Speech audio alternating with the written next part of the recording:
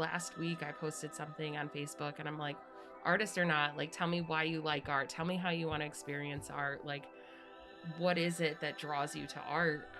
Just kind of to get an idea of like, who knows about these events that are happening and why aren't people hearing about them? And so what I noticed is that, like, because of my podcast, I'm connected to all these little groups of artists.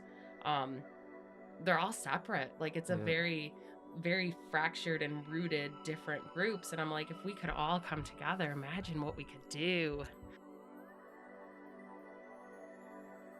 5, 4, 3, 2, 1, 0. Yo, what's up? This is Boho Hobo, and we welcome you all back to Bindlism, a philosophy to a self-sufficient lifestyle. The purpose of Bindlism is to unlock authentic perspective as we create a community of like-minded individuals who are living a self-sufficient lifestyle. A self-sufficient lifestyle is one in which a human being is activating their self-awareness to curate an authentic life that keeps them sustained mentally, emotionally, and physically in their adventure towards self-fulfillment.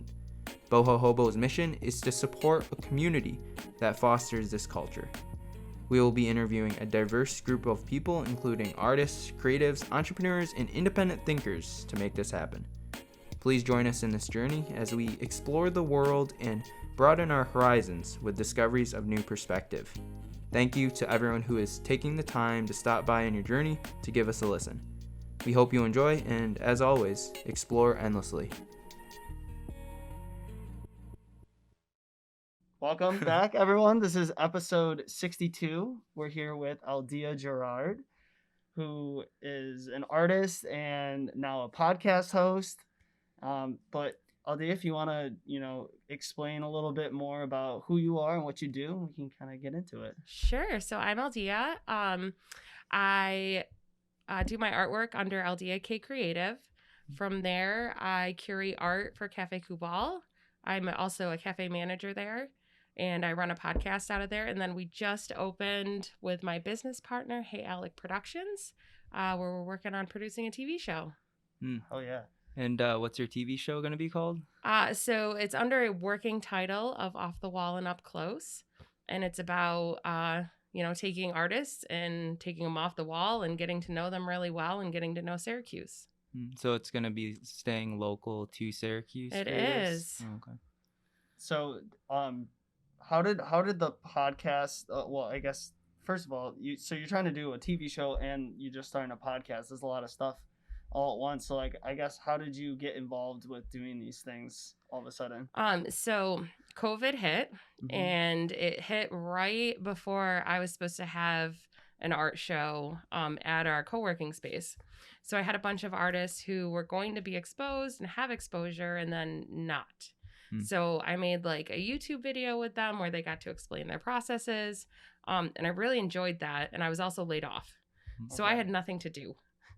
So I came up with this great idea, like, let's start a podcast where I interview artists and kind of evolve through this COVID thing and be able to talk to people. So I ran it actually by my boss because we have a studio, and he was like, yes, do it. Here's the studio. Come and use it. This is what it's for. And then from there, the first person that I interviewed was Laura Thorne, who is big into like building the economy in Syracuse, and she's a photographer. So she reached out to me and said, there's grant funding to make a TV show. Do you want to try and do this? And then we had a really serious conversation about what if we don't get the grant funding? What do we do? And we decided, like, let's just do it anyways. Yeah, why not? Why not? Yeah. What else do we have? So the benefits of what we're trying to do like outweighed any hesitation to do it. Definitely. That's awesome. And I don't think anyone else is doing a TV show in Syracuse. Well, at least not in that like format. Right. So I think that's really awesome that that idea is happening. Well, That's thank you. We're trying. So how far along in this process are you with the TV show? So we have an RFP out currently. I think they're due today. back to us from production companies. So we're trying to get a base budget for what it's going to cost us to make a pilot. So then we can take that to investors and try and get people to invest in what we're doing. So, Yeah, that's cool. So you'll have the grant funding, you'll have the crowdfunding as well. yeah, that's what we're trying to work on, to have something to show people, to be like, this is what we're trying to do, and to show how it can impact Syracuse. Are you gonna have a GoFundMe as well? We haven't really gotten that far. So we're hopeful that we can get investors in it. So the really cool thing about bringing a TV show to Syracuse is it builds our local economy so much that we're hoping that that benefit makes people really want to buy into it and support what we're doing. Yeah. And I feel like in terms of costs, Syracuse is just less expensive to do things like that anyways. So Yeah. that should be a benefit as well, I would think. So why don't we go back a little bit and kind of get your backstory a little bit? Like, Okay. so you're an artist at heart, from what it looks like on your Instagram. So how did you get into art and, doing all these creative things? Oh man. So you could go back like all the way to grade school, super into art, was very good at it. But also I went to Chittenango, which, are you guys from around here? Yeah. So you know where Chittenango is? Yeah. Yellow brick sidewalks, tiny town, all of Wizard it. of Oz. Right, Yeah. exactly. The thing with a small town is when you're good, you're the best. When you're not good, you're just not. So I was always the best. I graduated, went to college being the best, and then got smacked in the face with reality when I went to art school. And so I, went to art school, failed out of art school. Like, I wasn't prepared to go to college. It wasn't like a decision I probably should have made at that time, or really like given more thought to it. But yeah, picked myself up, got into a different college, ended up at Cazenovia. I did not finish at Cazenovia. And from there, I gave up my art. I stopped doing art for, I don't know, probably like 4 or 5 years. Wow. Like, I didn't do it. I had 2 stepsons that I started taking care of. So I worked full time, had my kids. And then probably about 4 years ago, moved to Syracuse and met Ryan Wood. Honestly, I was just eating dinner with him. But he pretty much said, like, I made a painting or 2 just out of boredom. And he's like, these are really good. Like, come to Public Arts Task Force. And he kind of like ushered me in, and I was so shy and like socially anxious and awkward. But it was like what I needed was for somebody to be like, come. Get that push. Yeah. So, I pretty much owe everything I do to that fire from him to starting to do it. And then from there, I just continued to paint for the past 4 years, and here we are. Oh, yeah. So what exactly is the Public Arts Jesus. What was it? What's Public Arts Task Force. Task Force, that's the word. Just for anyone who's not familiar. Yeah, so Public Arts Task Force is under 40 Below. Or no, it's not 40 Below anymore. It's Adapt CNY's Public Arts Task Force now. They changed their name, I want to say, about 2 years ago. But so it's just a group of artists and people who love art. And we work to get public arts into the city of Syracuse. I think the last project we did before COVID was a bench for the park. So we have grant funding, and we know how to get grant funding. So we work with other artists to kind of make those projects come to fruition. That's awesome. So I guess how long have you been a part of this? For 4 years now. 4 years. Wow. Yeah. So what would you say your favorite project that you've been a part of during that time? Oh, we painted the boards for the One House initiative. So basically, they go to the houses that are they're like dilapidated. People don't live in them. They're pretty big eyesores. And we paint these big boards, and they put them up over the windows. So there's actually art on these houses instead of just broken windows or plywood. Yeah, that's pretty cool. That was cool. We did it here downstairs before it was, nice. Oh, right. Yeah. Wow. It's crazy to think about this building, not even that long ago. Right. I haven't been here in about a year, and it's just completely different. So yeah, Definitely. I swear every time, the first time I think it's our second episode of Bindlism, we interviewed Drew Shoup, who's the owner of the Print Hub, and we did it on this floor actually, and it was back like what you were saying. There was just stuff everywhere. You know, there was like the big sectional couch was up here. It was just kind of Headless Big Bird up here? Because that's my It was favorite. clear, totally clear. yeah. Yeah. Either it was on this floor or the third floor. I forget. I mean, pretty None much of the walls at were that up, so point. it might Yeah, have at been that Gotcha. point, nothing had been built out here, so it was very interesting to just watch the progression of the building. Right. Yeah, it's very cool. So you've been doing art for a very long time. What type of art, I guess, is your main thing? It's changed so much. So for a long time I did oil paintings, like strictly oil paintings, and then I did very tight-handed oil paintings, and I wanted to be like picture perfect portrait painter. And then the pandemic hit, and I was like, this is not enough. So I just tried to start loosening up, and through that I found watercolors, and I love those. So now I do both oil paints and watercolors. And the watercolors was brand new. Yeah, so Wow. I had used them like in grade school, and I hadn't touched them since. So, but they're so fun, and they're less predictable than oil paintings. So it was like really nice to have something like to force me to give up control of what I was doing, but like something that had no control to begin with. So yeah. And then you could also like add to it with the oil painting. no, you can't mix them together. No, No, not water and oil. So you can add things to your oil paints to thin them out so they're like watercolors. But then what happens is the longevity of your paint doesn't last very long because you've thinned down your pigment. So it's kind of either one or the other. Because oil goes on thick, right? It can. I mean, you have the cool thing about oils is you have like full control over their viscosity and stuff. It's more like science because you get to mix oils and pigments and paint thinners, and so it's highly toxic too. Yeah, that's what I've heard. Because I don't know if you know Sean Morgan. He's a tattoo artist at it doesn't matter. But anyways, he lives next door, and he does oil paintings, and it always leaves like a very cool texture to the finished product, which I really like that side of the oils. Yeah, you can do so much with them. So no, when you were growing up, oil was the main. No, so I didn't get to touch oils until I went to college. Okay. Before that, it was acrylic, and then I found oils and realized how much I hate acrylic paint. And I have not I taught at Painting with a Twist for a little while, and I used acrylics there, and that's the only time I've touched them since college. Got you. Oh wow! So when you were the best painter around in Chittenango, you were using acrylics, yeah. Yeah, which I feel like acrylics are kind of like what the average person would go to. Oh yeah. To start painting. Yeah, and they're not as toxic, so it's easier to use because if you don't have like the proper ventilation, you get headaches and all sorts of stuff. Yeah. So I've never like used oils, but I always just hear about it, and I'm like, I don't know if I want to try just for that sake, because like I'm not like enough of an avid painter to really like want to. Right. It's also expensive.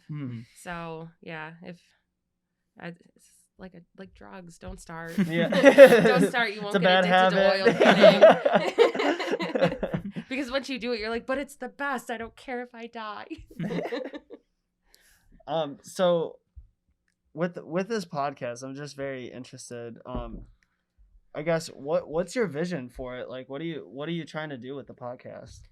So basically, I just am trying to expose artists and creative people and entrepreneurs. I have like this like belief that through raising each other up, we raise everybody up. So it's not just like I help raise other people up because I know it elevates myself too. I was never a person who was very selfish. I never money is important to a certain extent, but it's not about making money, but it's about like if we can build a firmer community through our artists, then everybody can benefit and we'll all be valued more. So that's pretty much what it's about, learning from each other and, building that foundation so we can build a stronger house.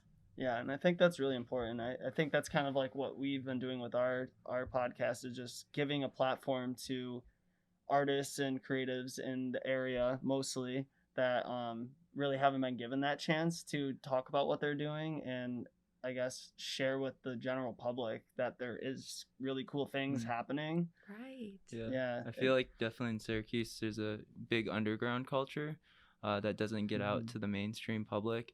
But having platforms and social media, it's like bringing it more to the attention of how cool Syracuse is. Right. So that's what I tell people constantly. Like I said, I was on another podcast and they thought I was from New York City. I'm like, no, I'm not. I'm from Syracuse, and it's a small city, but we have so much talent. And there's Definitely. so many like creative people here that like, why couldn't it be New York City for art?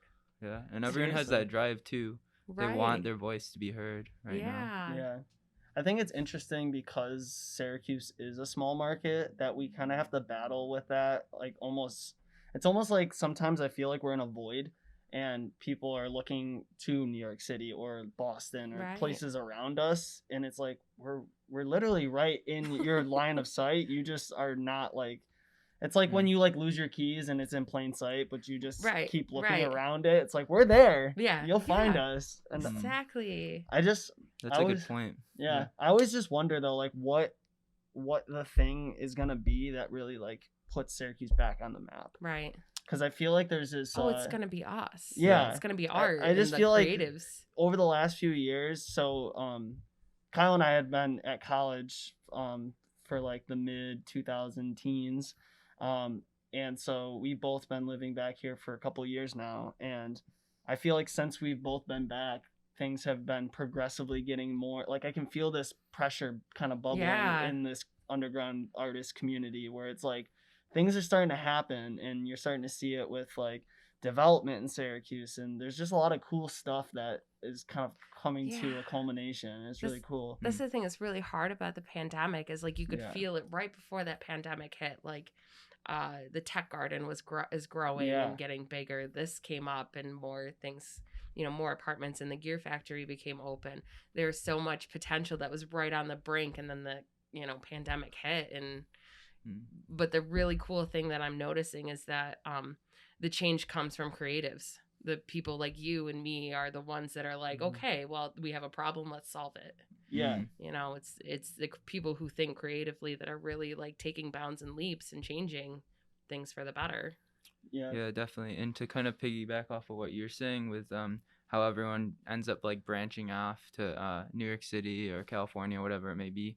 I think the thing that we need with Syracuse is people just leading the front and organizing, because we have a lot of talent, like you're saying, but if we don't point that talent into a direction, then it's ends up being really dispersed, and it's like shotgun fire where it just sprays everywhere. And then we don't have this like pinpointed force of like, I don't know, breaking the veil and like showing you have, like, the like true rivers potential and like little but we need to find a way to channel it all. Right.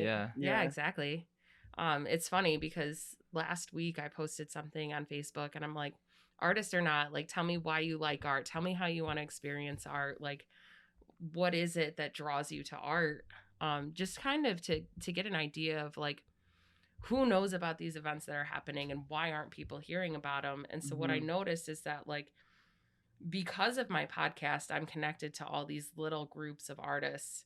They're all separate. Like it's a very, very fractured and rooted different groups. And I'm like, if we could all come together, imagine what we could do. Yeah. And I think that's what's really important about having a podcast similar to ours is, and I mentioned this in our last episode, well, the one that we're about to release, is that through our podcast, we've been able to kind of bridge that gap between groups because we interview, say, this one person from this group, and then someone else who comes on, listen to that episode, and then, one way or another, they end up connecting, and it's like, boom, there we go. Yeah. Bridge the gap. Yeah, And exactly. they have that mutual connection because they were both on the podcast, for example. Right. It helps too that I curate art for Cafe Cuba, because then it's not only like you're on my podcast, it's like come and show your art here, or vice versa. You come and show, and I'm like, you know what, I want to hear your story. Why don't you come on my podcast and talk about this? Yeah. But I have people that end up showing together that don't even know each other. And, they come out of it knowing more people. Yeah. And I think that's very important to like what we're talking about, just like bridging. Because I think in order for this kind of movement to reach the general public, it has to be like more connected within this art and entrepreneur community first. Right. Like, Yeah. if everyone kind of is on the same page about like what we're trying to do with Syracuse, because you know, a lot of people, at least like growing up, have been very, you know, naysayers to Syracuse, or just down talking like this place sucks, blah blah blah.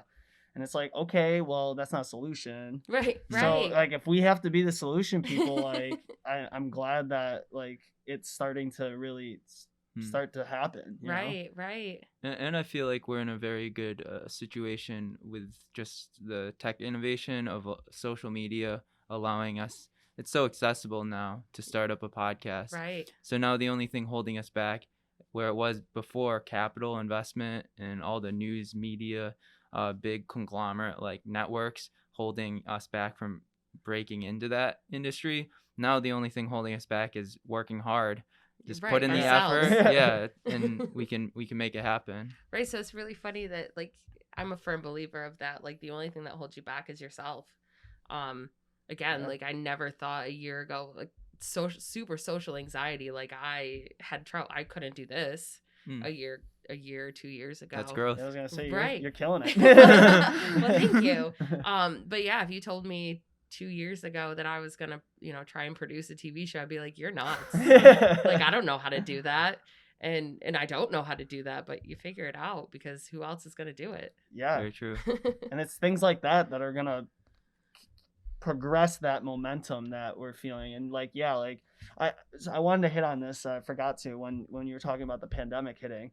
I feel like that the pandemic kind of halted some of the momentum, but at the same time, it's something Kyle and I have talked a lot about. This period of time has been a huge skill building opportunity for anyone who's a creative. I mean, even if you're not, maybe I feel like there's a lot of people who found creativity through the pandemic out of sheer boredom. Right. Yeah. And this skill building time is kind of going to build pressure that when this is over, it's going to be like an explosion of events and art and just cool things happening. Right. And people are going to want to go. Yeah. Because they've been in their house for a year. Good point. And I can't stress it enough, like how much I hope that anyone listening like takes advantage of the whatever time we have left of this. Not that we want it to endure for that much longer, but like prepare yourself for getting back out there, because like right. Start creating. Yeah, you don't want to be left behind when like everything starts going popping off, you know? Yeah. You want to be a part of that. Right. And there's, especially here in Syracuse, there's plenty of opportunity for any creative to be a part of like the movement to like right. Generally speaking, improve if you at least have an idea and you're willing to put in the effort, Syracuse is like, okay, come and do Yeah. it. Yeah. And yeah, we're also like collaborative here too. That's Right, what's yeah. nice about it. I don't feel this competition of like, oh, I'm trying to get better. Like I think if you went down to New York City, there's more of that like stepping on each other's toes. Yeah, it's hard feel. to be seen in New York City from what I hear. Whereas with There's here, just it's so many like people. everyone's banding together, and we Right. want to support each other. Right. yeah, and yeah, I don't know. It's just like this topic always comes up, but like downtown, like Syracuse is kind of weird for a lot of people, because like what's the attraction to come here, right? Right. You got Syracuse University and you have the mall. And it's like, how can we create a place downtown that really draws people here? And, you know, maybe it's shopping, maybe it's a cafe, but like maybe it's, you know, more like art exhibits, things that are interactive with people. Right. And events, you know, more event type stuff that will draw people from other cities or towns to come here. Yeah. And that really does come from us. So Exactly. That's, you know, in part what we're trying to do with the show is to give people a reason to come here. yeah. So it's got like, you know, it's a threefold show. We want to expose artists and we want to expose small business, but we want people to come here. We need people from outside of our city to come in and invest in it and make purchases and support the small business. Yeah. From your own experience, have you figured out the best way that you've seen this to be of like a positive impact? Like the most impactful way you can draw people in to Syracuse? Or from your observations with like other cities or anything like that? No, so pretty much it's marketing. I think that because my personal opinion is that because we have all these artists, but they stick to their own groups. Because we have that, we don't have a strategic marketing plan as our whole arts culture. Yeah. And if we had something strategic with social media and stuff like that, there's so much opportunity for us to reach a broader base. We just have to figure out how to reach the suburbs, and then outside of the suburbs in Rochester and Buffalo. Yeah. This is what we talked with Michael John about. Yeah, no, really. And it's honestly been like every couple episodes, this topic really comes up, and it's exciting. But again, it's kind of be like, well, what's that step going to be? Like, how are we going to. Right. And so my mom works, she's a part of the board at the Everson. And I feel like even the Everson is kind of disconnected from the underground art community that's happening. And like, if anything, I feel like the Everson should be like a hub for what we're all trying to do. Right. Like they have that funding and those connections to, I guess, people with more money. Right. So yeah, it's even just like making that connection. Right. Needs to happen, really. Yeah. So I've been trying to work on a marketing plan per se. That connects all of us as artists, but still allows us to be in our own individual groups without me taking on a lot of extra responsibility. So that's a big problem here, is like, how much can I really balance in my life? Because I have, a child, and I work full time, and I do all this other stuff. So I think that's like the entrepreneur in you too. It's like trying to figure out a system that you just let go, and then it builds organically. Right. It's like building the concept, but letting the community itself kind of self-run it. Right. Yeah. So like, can I share my idea? Go for it. I'm Yeah, so that's what this excited. is for. So I was thinking about taking over the hashtag like Syracuse Artist, so that each individual group creates their own image with their artwork or their style. So we now have like the Black Artist Collective, which has been super active lately. Their art is different from Cathedral, and their art is different from the guilds and stuff like that. But if we all took it upon our own groups to make these individual things, and like hashtag Syracuse Artist, like I am a Syracuse artist. It doesn't matter what group I'm in, but this is my group, and this is my art, and this is my base, hashtag Syracuse Artist. Right. And what that does is it pools all of our data into one hashtag. Yeah. So that we can, so people looking for art can just hashtag Syracuse Artist, and you find everybody. Yeah, let's do it. That's my idea. That's definitely a great idea. And we'll hashtag this episode with that as well. Yes. Gotta get it started. It's as simple as that. Right. Yeah, it's just thinking big picture enough to see like all the entire landscape of how we can include everyone. Right. It's like so I tell people it's like a game in my mind. You got to like line up the pieces to figure out how to get to the people you need to speak to. Yeah, definitely. I almost like talking about this, and I know like we have the art task force, but like I feel like something like similar to that but on a bigger scale in Syracuse would be really beneficial, because like I guess the task force is more towards like grant money and stuff like that, but like even just having like a board of just artists in the area and after the pandemic, and just meet up and talk big ideas about the city. Right. Well, so each of these groups generally has like a leader or somebody who is like really active and pushing for it. And I'm, been toying with the idea of like, we need to all, for this hashtag thing, I was like, we need to all get together and like really talk about this and make this happen to benefit everybody. And my head just keeps yelling like common council. You need like an artist common council. Yeah, something like that. Yeah, where we can just like, because again, if we don't work together, our voices are not heard. Power numbers. Yeah. And like, plenty of entrepreneurs / creative people have the connections to the local government to help, push initiatives forward. And I, even if it was, we vote on a big thing that we want to happen for the city, and everyone's in agreement for it, those extra voices really helps push those initiatives forward. Right. And I think sometimes people feel like their voices aren't heard. But what I've realized, again, super anxious, couldn't talk in public. What I've realized is you need to claim your space, and somebody will share that voice with you. So as far as conquering your anxieties, what did you do to be able to conquer that? This is a really fun story. So laid off in the pandemic, super busy all the time, and then I had nothing. Wow. And that's gotta be so, jarring. yes, very jarring. And then I had to learn how to deal with myself. Yeah. And I was like, wow, I've been doing all of this stuff literally just running from my anxiety. And now I just have anxiety and nowhere to run. So I got a therapist and Nice. talked out some issues and really worked through things. The thing I found awesome about the therapist, it's an equalizer. So I had very like warped perspectives of things. Like I thought people were always like looking at me and judging me and all this stuff. And she's like, no, that's not really the case. So the therapy really helped me be able to understand that there's like people who are anxious, like there can be one thing that makes you anxious and then you're anxious about that. But when you have anxiety and then you have stressors. So when you're anxious in your day, those stressors are harder for you. It's not one thing that triggers it. You are just anxious.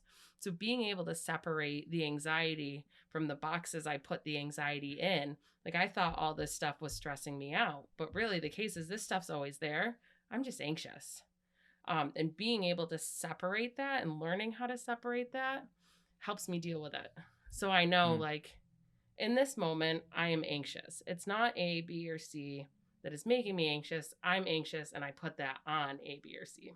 Where do you think the root of the anxiousness comes from? Because like the way I'm envisioning is like you had a base level of anxiety, and then on top of that there was like stemming off other triggers causing more anxiety. Yeah. So like what was the I guess the root thing that was stemming off of everything else? So I had really low self-esteem and I had no confidence. It wasn't until about 3 years ago that I changed how I ate and I started working out. So I was a lot heavier than I am now. And so that was a big part of it. Also, as I've like lost weight and progressed to be a healthier human, you get body dysmorphia. So I feel the same as I did 3 years ago. My husband has to constantly remind me, like, you've lost 60 pounds. Like, you did a good job. You're healthy. You can run on a treadmill. Like, I need that constant reminder from him to like even realize it. So a lot of it was just rooted in like, I didn't think anybody would want to be friends with me. I didn't think anybody would want to talk to me. I had very low confidence and self-esteem. So, well, I'm definitely glad that you've gotten through that. Well, thank you. Or maybe not fully, but like you're definitely on a lot farther progress. Well, exactly. You realize like your head warps things. You know, it's human nature to like perception isn't all in your vision or what you see. So I know. Like, so the other day, like I got very anxious at the gym. I was there alone. Every machine was taken and I didn't know what to do. So I walked out. And after I walked out, I was like, why did I do that? And I'm like, everybody was staring at me. And I was like, nope, your brain is telling you that. But that's not really, nobody cares. Yeah. Like nobody's really watching you. And I'm like, oh, brain. Yeah. So what it sounds like a lot is like changing your thought patterns then. Yeah.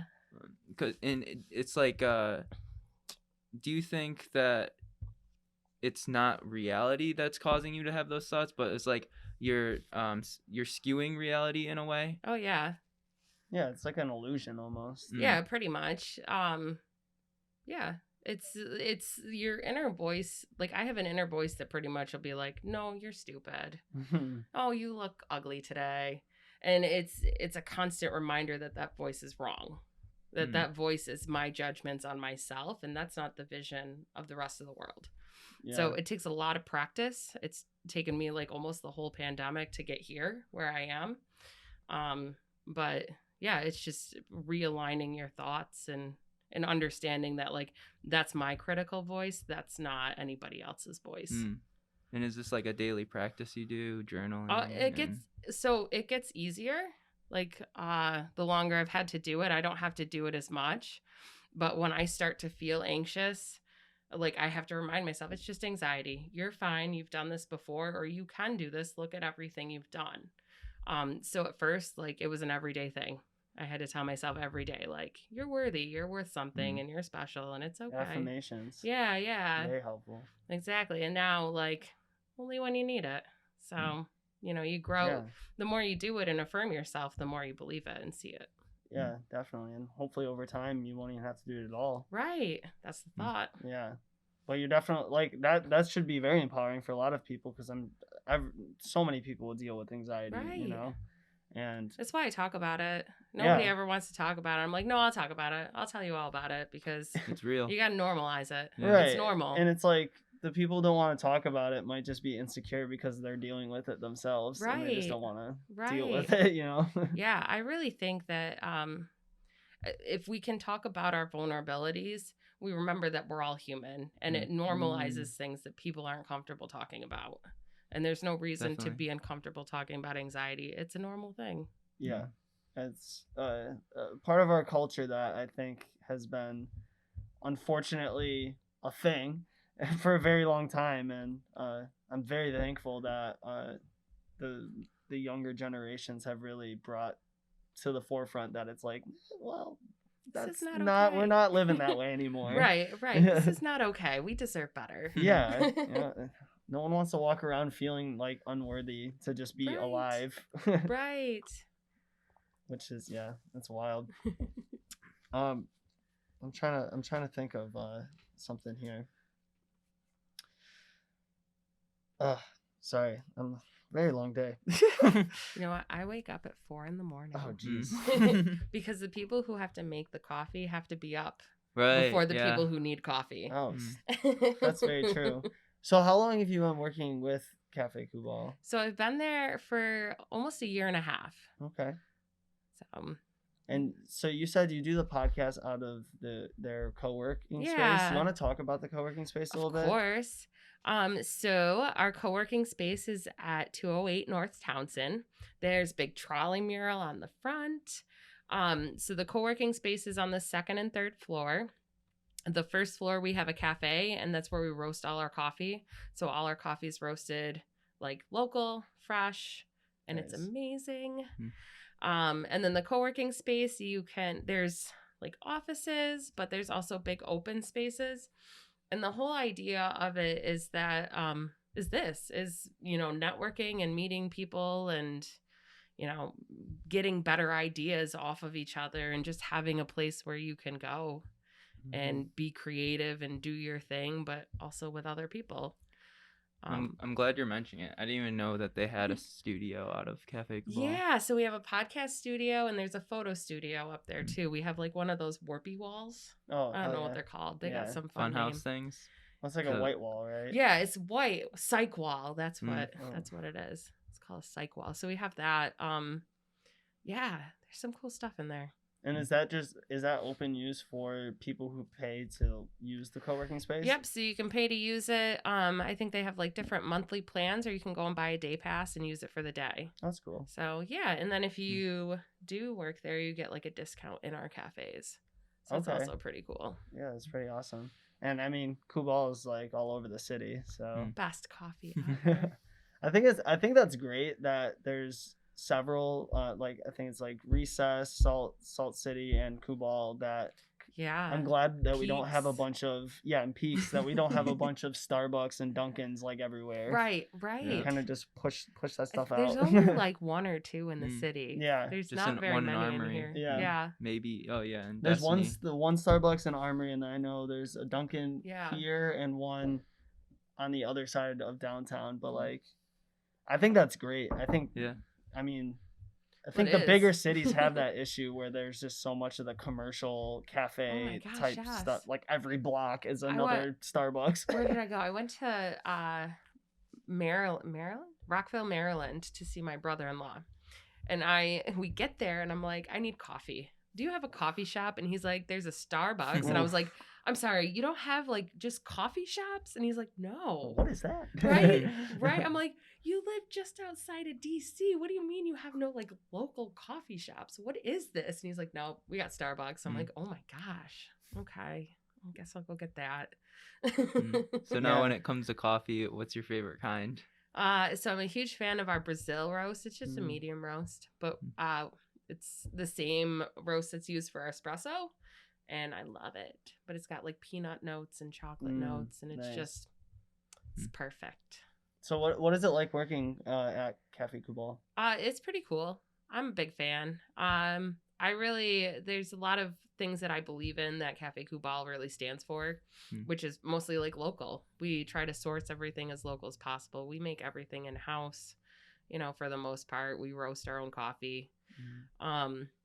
The owner, he is like very supportive of art, and like if I want to do it, he's very supportive, and he doesn't take a huge part in the art stuff, but he's like, do it. So you can't really replace that with anything. Somebody who's willing to like support you and cheer you on.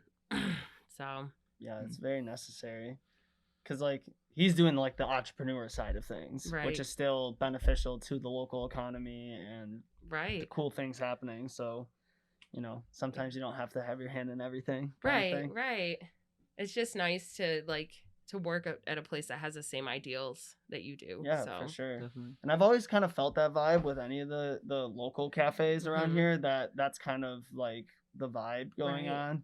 It's like a good place to do work or whatever, connect with people. Yeah. And there's the chain like restaurant or cafe thing just doesn't ever have that vibe to me.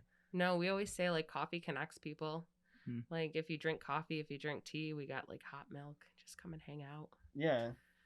It's kind of like what Roji was too, I feel like. Yeah, it's sad that it's closed. I heard they might be opening back up. Oh, wow. That'd be nice. I don't know where I heard that though, so I I don't think it was a reputable source. Do you know the owner there? I don't. No, it would be cool to have him or her on the podcast. Mm-hmm. I think he reached out at one point. I tried, but then they were closing, so Yeah. that makes sense why they didn't reach out. It should back. be interesting, like post-pandemic, to see, because like I know there was definitely a handful of businesses that closed, and it's not like sure whether or not they're just done, or Right. if they were just like, we need to save money, let's just close Right. shop for now, and then we'll reconvene at a later date. Yeah. But yeah, I mean, I really hope that some of these businesses that close, come back. And I know. Some of them were hopefully like more. such big staples to our city too, like Roji. Like yeah, that's huge. yeah, I had That's a huge friends from loss. Binghamton that would drive up just for Roji. Right. yeah. It was great. Right. I mean, it was always like popping when Yeah. people were there. And it was fun to sit there. Mm. They just had a Yeah. good vibe. I think that was the issue with their setup, is that it really is you have to kind of be Right. in there. Yeah, nobody wants to grab a cup. Like you can get a cup of tea to go anywhere. Right. It's the Yeah. vibe. It's The yeah. experience. Yeah, exactly. Yeah, I feel like we're, especially after COVID ends and we get back to the regular world, but I feel like it's in terms of economics, we're seeing this like societal shift where businesses are more gearing towards the whole experiential Mhm. side of that and trying to bring community together. Yeah, So it'll be cool to see what happens. I agree. once we- Especially like you see a lot of local businesses popping up even through this pandemic. Mhm. And that's awesome to know that like us as residents and people who live in Syracuse are taking back, our city and these streets. And it's the whole vision is that you go downtown and you're supporting downtown, you're supporting Syracuse, Right. you're supporting you and people and can put faces to. Yeah, and I always hit on this, like I probably say it like 4 podcasts in a row, but like the idea of Destiny USA just disappearing Yeah, forever, yeah. which would be the greatest thing ever, I It think. would. I I mean, it's a huge hit to our taxes. Like we put a lot of money into it, and for it Yeah. to fail, but hey, maybe the artists will take it over too. yeah, it's Yeah. just I think there's so many vacant spaces in Syracuse, downtown Syracuse, that haven't been touched for decades, and let's build a brand new mall instead of like Right. investing into the actual city itself. Right. And I just think that is one of those big dominoes that needs to Yeah. get pushed Yeah. for Syracuse to really start thriving a little Yeah, I bit agree. more. Because like things like what Michael John did with McCarthy Mercantile, like Right. that is super necessary, especially for small business people. Yeah. Like a lot of those businesses came up during the pandemic. Right. And how many of those people without the mercantile would have had a platform? Like Right. none of them would have Yeah. had a Right. shop or a space. Yeah. So It's very yeah, because there's definitely plenty of vacant spots that need renovations or whatnot, because they haven't been touched in God knows how long. Right.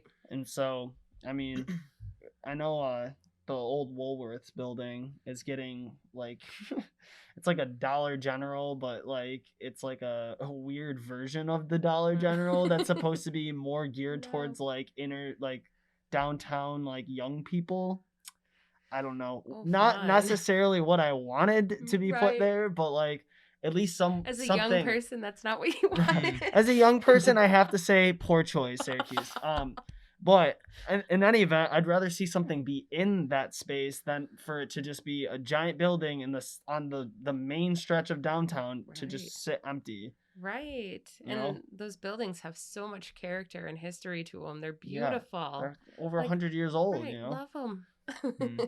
There's just so many spaces in Syracuse that I think that's a big draw that I see as like just observing is that I think something that people from other cities, like how can we draw that tourism in? I really think it's Right. the history of Syracuse that really should draw people in. Yeah.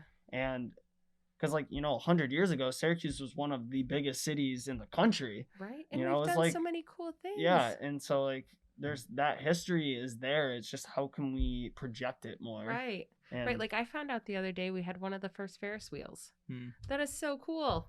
yeah. Why doesn't anybody talk about that? It was like I like learned the other day that we were like at one point we were producing the most typewriters in all of North Right. America. I was like, what? Right. And the foot thing. Everybody knows Yeah. that foot thing that measures. Yeah. Syracuse. That the shot clock for basketball. Like Right. Syracuse has a lot of like very important inventions Right. that We were made some created cool here. stuff. But I bet if you leave New York, even in New York, I'm sure people wouldn't know any of that Right, knowledge. right. It's like should be known. Like Right. why not? Right. So I'm a huge advocate for taking down 81 for Yes. so Yeah. people can see our Snaps. city. Yes.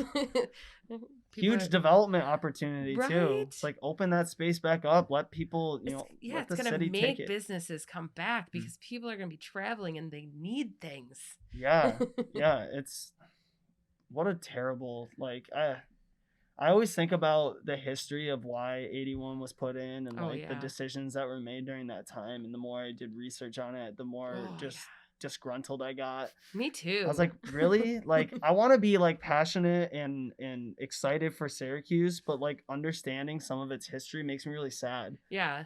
No, I agree. I again, so it's really funny that we talk about the 81 thing because I grew up in Chittenango. It's a completely different world than Syracuse. Mhm. And in Chittenango, you don't know that like 81 decimated a whole like cultural population Yeah. in Syracuse. You don't know that. And so when I moved here and I'd seen the pioneer homes, I'm like, what are these? I want to know more about Mm. them. And I did all this research and I'm like, oh, that's horrible. Yeah. Bad. Like, have you ever seen? Some people have done it, but I think on like Syracuse history page, you can see like he did before and after pictures, aerial shots Oh, of yeah. that area, and it's like you just made a bunch of like conglomerate homes for these people. Like, Right, so how right. terrible. Right. And the 81 traffic, all those people have like horrible lung issues and asthma and stuff just Yeah. from the traffic there. It's like, see, and they're stuck. Like they're stuck in systematically poor places and they can't get Yeah. ahead. So And, you- and Yeah. that area was predominantly minority run businesses and things like that. And they were Right. just like, guess what? We don't care that yeah. you're here. Right. It was And- beautiful too. yeah. They had like I've seen all these old pictures of it. I'm like, this was awesome. Why would you do this? Money. Unfortunately, Yeah, well, money. that and unfortunately racism. Right. Right. Because Yeah. you can look at plenty of other cities that have done very similar, if not worse, things to their minority communities. And I just, as much as I know that racism is still, unfortunately, a thing that's happening, I really hope that like our city's better than that, and Right. they can push through that, like learn from that bad history, Right. and use getting rid of 81 as a great start to like progress the city Right. forward. Yeah. And I want to say that's really their hope. Like Oh, I don't it's their I hope. hope it's not just because it's crumbling, which Right. thank you, Mother Nature, for helping us Right. out a little bit. Right. It's gonna be like when the Berlin Wall comes down, where Yeah. we're like, take down 81. Seriously, like I hope there's like a celebration when they take down the Well, let's first do it. like bridge or something. Right. We'll just do it. We'll just have one. Because like, yeah, it's gonna mess up a lot of people's travel routes, but it's like, hopefully now, instead of people just driving through Syracuse and never once being like, you know, I've never actually stopped Right. here. Right. I've always just driven through. It's like, I've never spent money here. yeah, it's like maybe you'll actually stop here sometime. Right. And it's so pretty. I mean, not so much when there's snow. I'm not a big snow lover, but it's so pretty. Like you can just walk like 2 blocks and there's like something amazing to see and yeah. beautiful. Yeah. Like Syracuse during the summer is like one of my, or even like when things start to bloom in Right. like early spring. Just like when the sun hits at about 6:30 in the morning, that's when like spring starts to come, and like I think that's when Syracuse starts to really shine. Yeah. Yeah, I agree. I feel like Thornton Park is probably the best place to go in summer in Syracuse. I just love how that they have the seating area there, and Mhm. it's kind of like raised within the grass and the ground, and then you have this like span of trees all around and the stage in there. Like I feel Right. like we should be doing events there. Like why? Right. Why aren't we? So Cathedral, I think, did a couple events there, like drawing events Mm, that they did. But again, it's exposure. Nobody knows it's there. Yeah. yeah. I feel like to piggyback off with this kind of like commission of artists or whatever is like, even, you know, just like the idea of having like a rotation of events happening in places like there or any other parks that have a venue that really can, Right. you know, do, whether it's music or dancing or drum circles, you know, any whatever. Right. Yeah. Like live sculpture making, I don't know. Mm. Like there's Right. got to be so many ideas out in the Yeah. community right Right. now. So what I'm excited about is that like the pandemic, I think, has really given us an opportunity to be like, why don't we do all this? Right. And if given people like the realization that like, why not? Let's just try it and do it. So I Yeah. think there's a lot more want to do things like that, and like just the idea that like nothing's impossible. Yeah. And I think that's the key there too, is just taking accountability, personal Right. responsibility, being like, oh yeah, I can do this, and I'm just Right. gonna do it. You know? Right. and I feel like the pandemic helped teach people that they have that ability, Right. because during this time it's been a struggle for pretty much everyone, and so it's like, if you're not going to take control of your life in this moment, then like you're, you know, essentially SOL. So it's Right. like, I think a lot of people realize like, all right, I gotta pull up my bootstraps and like get to work here. Right, Like I gotta right. do stuff to get by. And Right. Figure it Continue. out. yeah, and it's, I mean, Kyle and I actually had plans in the works for doing a kind of like a music and arts type event at Thorndon, and we just realized we weren't really ready yet to kind of put something like that on. But I Mhm. feel like post pandemic, there's gonna be so many artists and creatives really looking for those outlets to start getting their Right. you know, their word out. Yeah, because we're antsy. Yeah, Yeah. we should do something there. Yes. Yeah, I think Yeah. I think it's like good that we waited almost, Mhm. because there's gonna be a lot more people looking for events that they can be a part of. And we Right. need that momentum too. If that Right. carries Yeah. through and we just show up every week or whatever, every month, I think Yeah. people will come. But we have to come in strong and come in a way where it's established, as this is going to be Right. happening thing. Yeah. Consistent, Consistency. yeah. Right. And you know, marketing, like you were Right, saying, it's right. got a good messaging, like We gotta memorable, you right. know. Right. We 'Cause- gotta reach the suburbs. Yeah. Like it's easy for us to reach within our own city. We have to reach like Fayetteville and Manlius and Chittenango and Right. Baldwinsville and Lafayette. Mm. Yeah. So You hit on this earlier. You were talking about solving problems. Like that's the thing that's like holding us back. In terms of like Syracuse and our development with the artist community, what would you say is like the biggest problem, do you think, that's holding us back from developing? It's a big question. So it is a definitely. big question. I honestly like the biggest so I'm really looking to find where the problem is. I think the biggest problem is just like the numbers game. There's not like, we have again like all these small factions of artists, but I speak to this group and they don't know anybody from this group. And I'm like, how do you not know them? They have amazing work. Mm-hmm. But everybody just kind of sticks to their own groups. And we need somebody that I think brings them all together. And it's a numbers game. Yeah. So if I know 20 artists and I say this event's going on and I tell those 20 artists, then they should tell their artist friends and continue to spread the word and just work together. And another thing I think is lacking too is we need to have a system in place where it's more empowering for the artists, so it gives them an incentive to want to put the work in.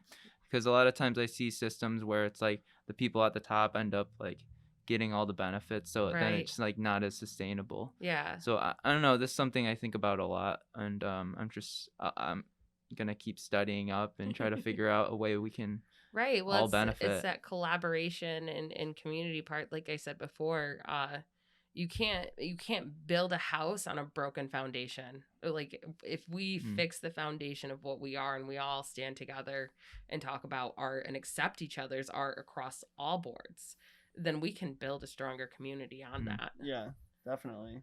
And I mean, like, even I don't know who the artist is, but the let's put the U back in Syracuse. Like seeing her stuff on walls, I'm like, I think we need more like murals happening in Syracuse, because like I think at this point a lot of people know that Syracuse is a more artistic city, but it's like, how can we showcase it more? Right. You know? Yeah. Whether it's just a daily reminder of like a mural, you know, like driving down here and you see the mural on the side of Panchitos, you're like, wow, that's so cool. Like, what? That's in Syracuse? Like, that's cool. Yeah. It's like, and there's plenty of, I was standing next to Water Street Bagel yesterday. Ooh, so good. There's a parking lot right there that's in between their building and the building next to it. And there's just a wide open wall. I'm like, a mural should go right there. Right. Why isn't there already a mural there? We did, so Public Arts Task Force did street murals one year for the bicentennial of the canal. So I got to be a part of that. So I got to paint a street mural down there. And that was so cool. Like, why don't we do more of that? It wears away. It's just a street. Yeah. Yeah, like that stuff's really cool. I don't know. I think these are good though. Like, but this is the kind of thing where if you had a full group of people to sit down and discuss big picture ideas, like these kind of things are going to come out of it and be like, everyone's going to be excited. You know? So the other like huge part of this is going to be compromise. Yes. Like we need to learn that like my vision is my vision and your vision is your vision, but we can come together and create something better. Sometimes I think people have a hard time accepting, it's like the ego. Like sometimes we have a hard time getting past our own egos. You have to be especially with artists. Right. So if you're going to collaborate, you have to be able to set aside your ego for, you know, the bigger project that you're working on. Yeah. So. Which is why we need to, I think, figure out a shared vision or shared problem that we're trying to solve. Right. That we can all band together towards. Yeah. Because, like, I think, me personally, you asked the question, like, what's, like, one of the biggest, like, problems? And I think for our city, one of the biggest problems is that it's very divided. So, you know, things like 81 or just like seeing like how jarring the poverty line is in Syracuse.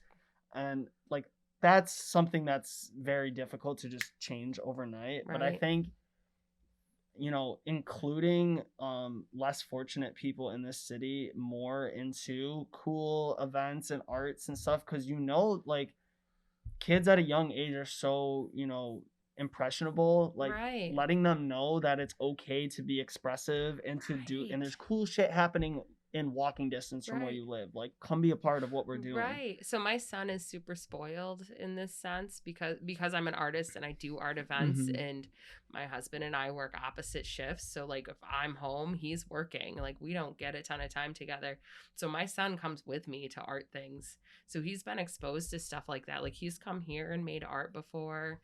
You know, he's gone to point of contact gallery with me and stuff like that.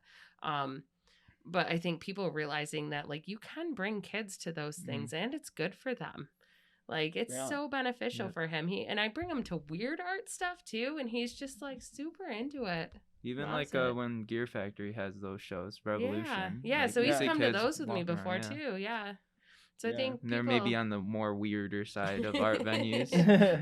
right. It's like an anything goes show. Yeah. But yeah, Yeah. I brought him to that, and I think knowing that, like, as parents, like, you can bring your kids to these things, and it's actually good for them, you know, to see that, like, creativity is okay. Yeah. Like, to a certain extent, like, we as people need structure, and school is built for structure, but you can't let the structure ruin their creativity. And because that's how you solve problems, is you learn early on how to think creatively to solve problems as an adult.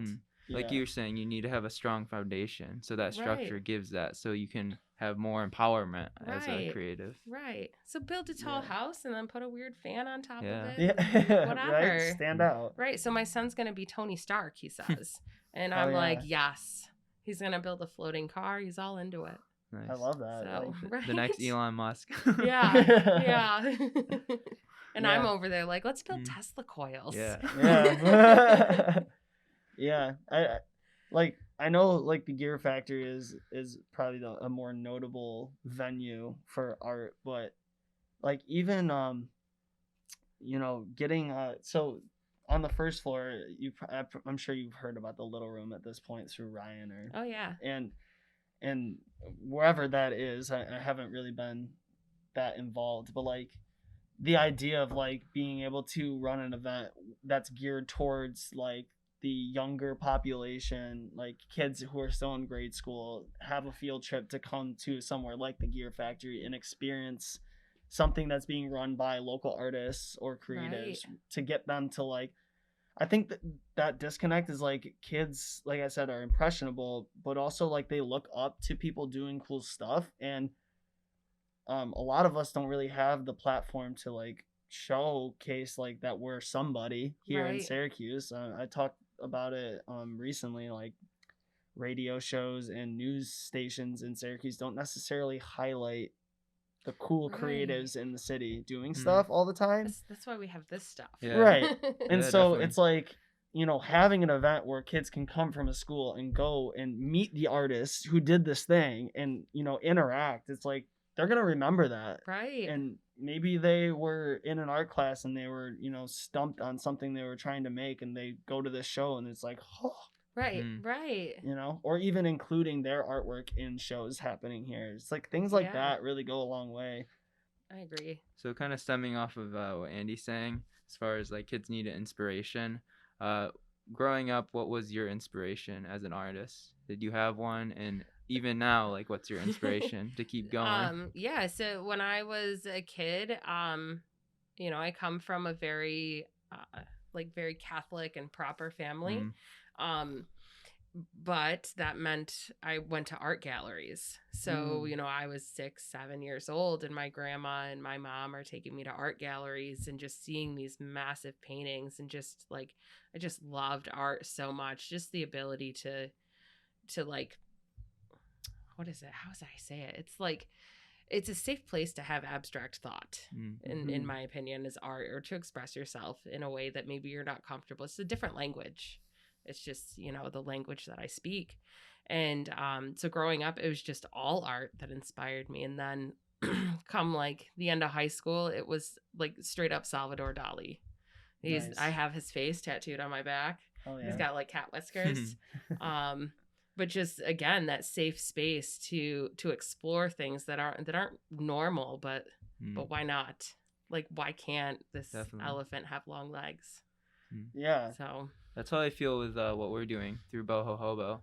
It's a platform to explore. Right. And you don't get that in like the mainstream culture. It's so judgmental and like things got to be a certain way. Right. I Whereas think this to the is average like- person, like life is very rigid and just Yes. structured, and Well, we're taught that way. right, yeah. And I think a more robust community of creatives and entrepreneurs that are being given that like limelight to showcase what they're doing, I think could help bridge the gap between the people who are just kind of living, I guess, within, you know, just living a basic lifestyle.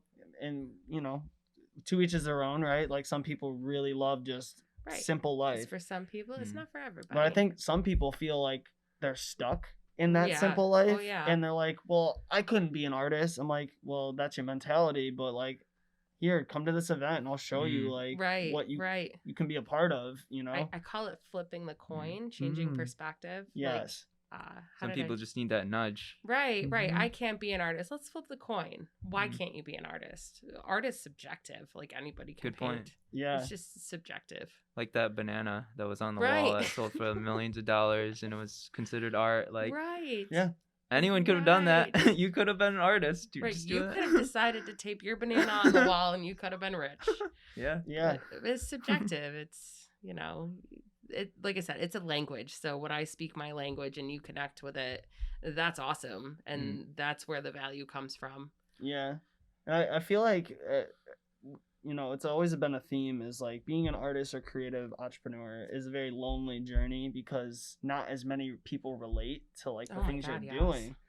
But I think it's like finding a way to talk about what you're doing in a way that's relatable to people who aren't is like, I think that's the key. And I know that's probably not the simplest thing to do. It's not for everybody. Right. Because like some people are like really, really talented artists, for Mhm. example, and when they talk about their art, they're very passionate about it, but it to someone who's not, it can Right. come off as like arrogant.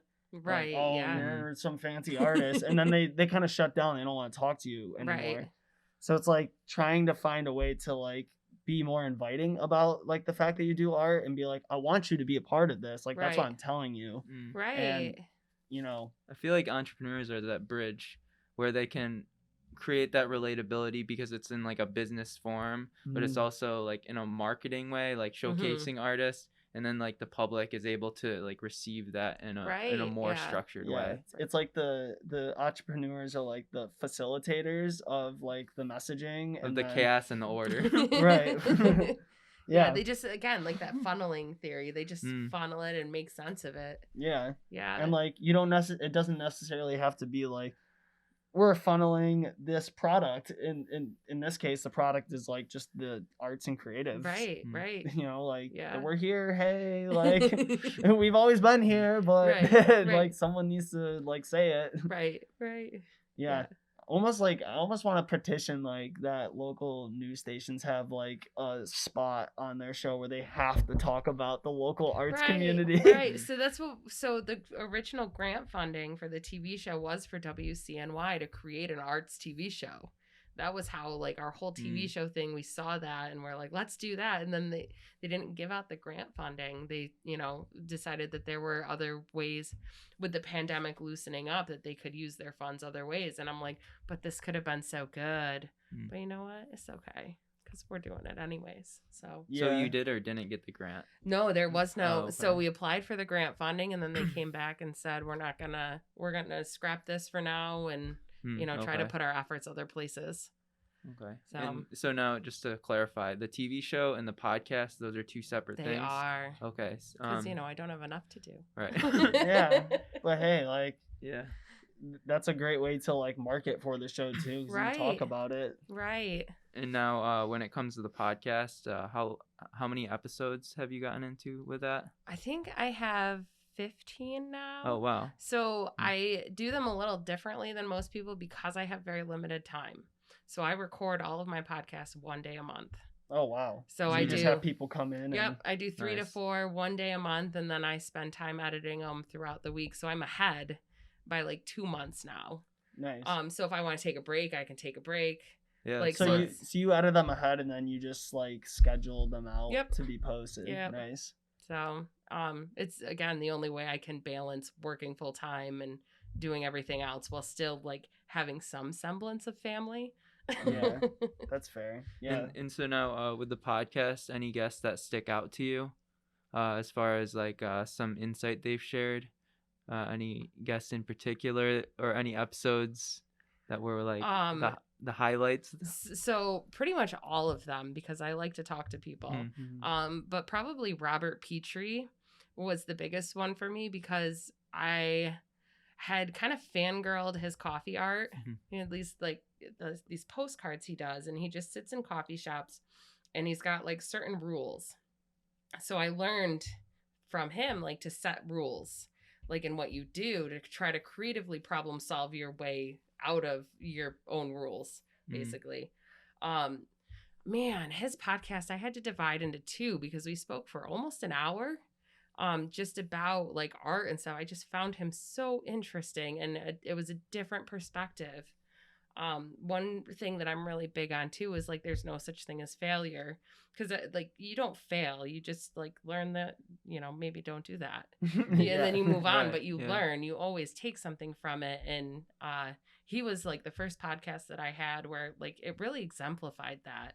Like he talked about being let go from jobs and how it ruined his world, and you know, I connected with that, and I was like, you're right, there is no failure. No failure. I learned that job wasn't for me. I was let go from it because I wasn't a fit anymore. And like now I'm better for it. So what does it matter?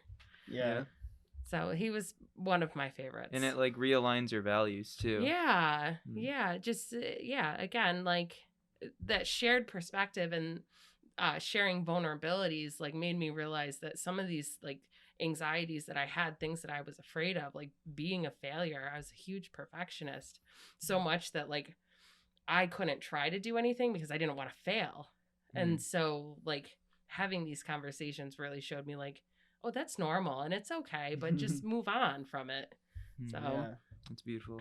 oh, thanks. Yeah, like I think the like getting let go from a job and like you like thinking about that is so important for a lot of people, because like the thing I always said, because like there's been times where I haven't necessarily been fired, but like my job ceased to be a necessity to the company or whatever, and you know I would get into that mindset of like, oh, like they didn't want me there, blah blah, blah, like I suck, blah blah, Right.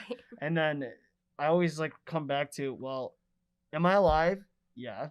Am I still able to like get food and have shelter? Yep. Okay. I'm doing pretty good.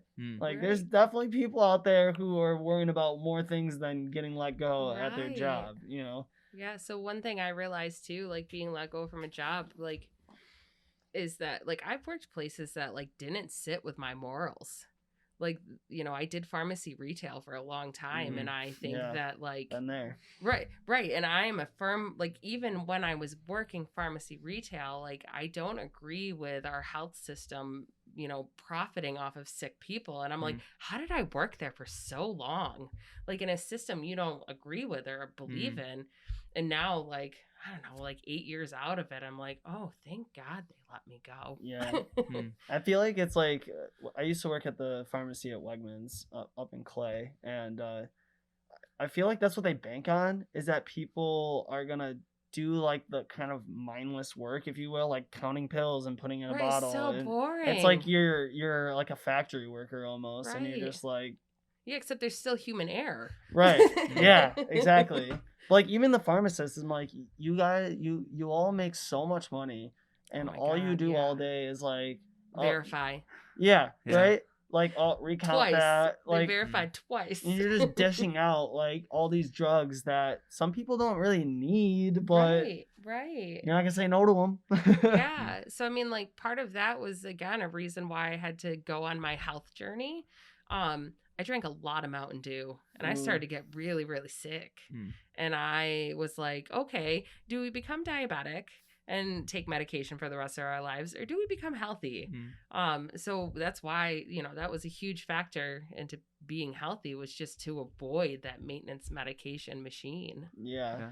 So Fight against the system. Part of the people. Yeah. Go Well, for a hike. Yeah. I don't know.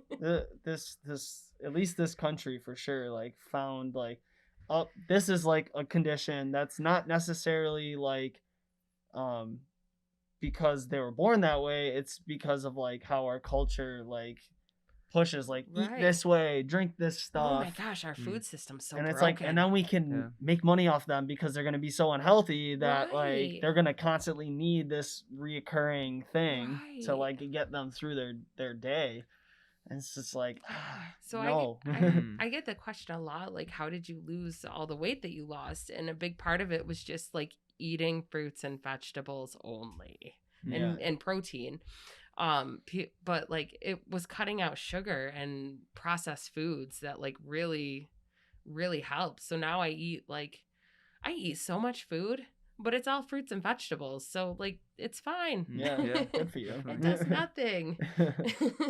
It's just funny to me, not really funny, but it's like wicked how like our system is, you have these companies that are trying to play to our short-term temptations and our biological like triggers, Yeah. and giving us this like high sugar, high fatty food, and how High it's salt. Yeah. Salt, fat, heat. and then Yeah. like the individual is like, oh shit, it's so addicting, like I'm Right. craving this all day, and it's like all I need to do is like go work out, but it's like this force of like the system trying to pull people into those short-term temptations. Like they're Yeah. literally working on our psychology. Oh yeah, there's a psychology behind Yeah. the McDonald's Big Mac that is fascinating. Yeah. Like the Big Mac and the fries and the soda get you in a continuous cycle of salt and sugar and carbs. And there's so much sugar in a Big Mac. Like, it's just crazy. I'm like, how did you hack our brains? It's Yeah. it is Yeah, crazy. It's Are you nuts. into conspiracy theories? Oh, I'm wicked Yeah. into conspiracy theories. How do you think I spend the rest of the time I do have? What's your most favorite conspiracy Oh, theory? definitely the Beatles. The Beatles one. What's that? Where Paul is dead. Paul McCartney died. And he was replaced with a fake Paul McCartney. And you can tell because of the hands over the head in the album, and he's not wearing shoes on the album cover. Like, that's my favorite I one. believe it. I'm a believer. I like the Mandela effect conspiracies, like the Bernstein versus the Berenstein Bears, like the spelling stuff. They're like, wait, which one was it? Shit. Oh yeah. Yeah, no, so my husband, he makes fun of me because I'll get wicked into conspiracy theories, like and so sometimes I overplay them to him just to be like, we've been together 12 years at this point, so like Need to there's spice things up. right, Yeah. right, you gotta keep things She'd interesting. be like, So did you hear about this? right, so sometimes I act like I believe in these super big conspiracy, like ridiculous ones, and just to watch him react to it, like, are you freaking kidding me? Are you serious? And I'm like, yeah, this is what happened. What do you think about the flat Earth theory? Oh my lord, I've watched so many documentaries on that.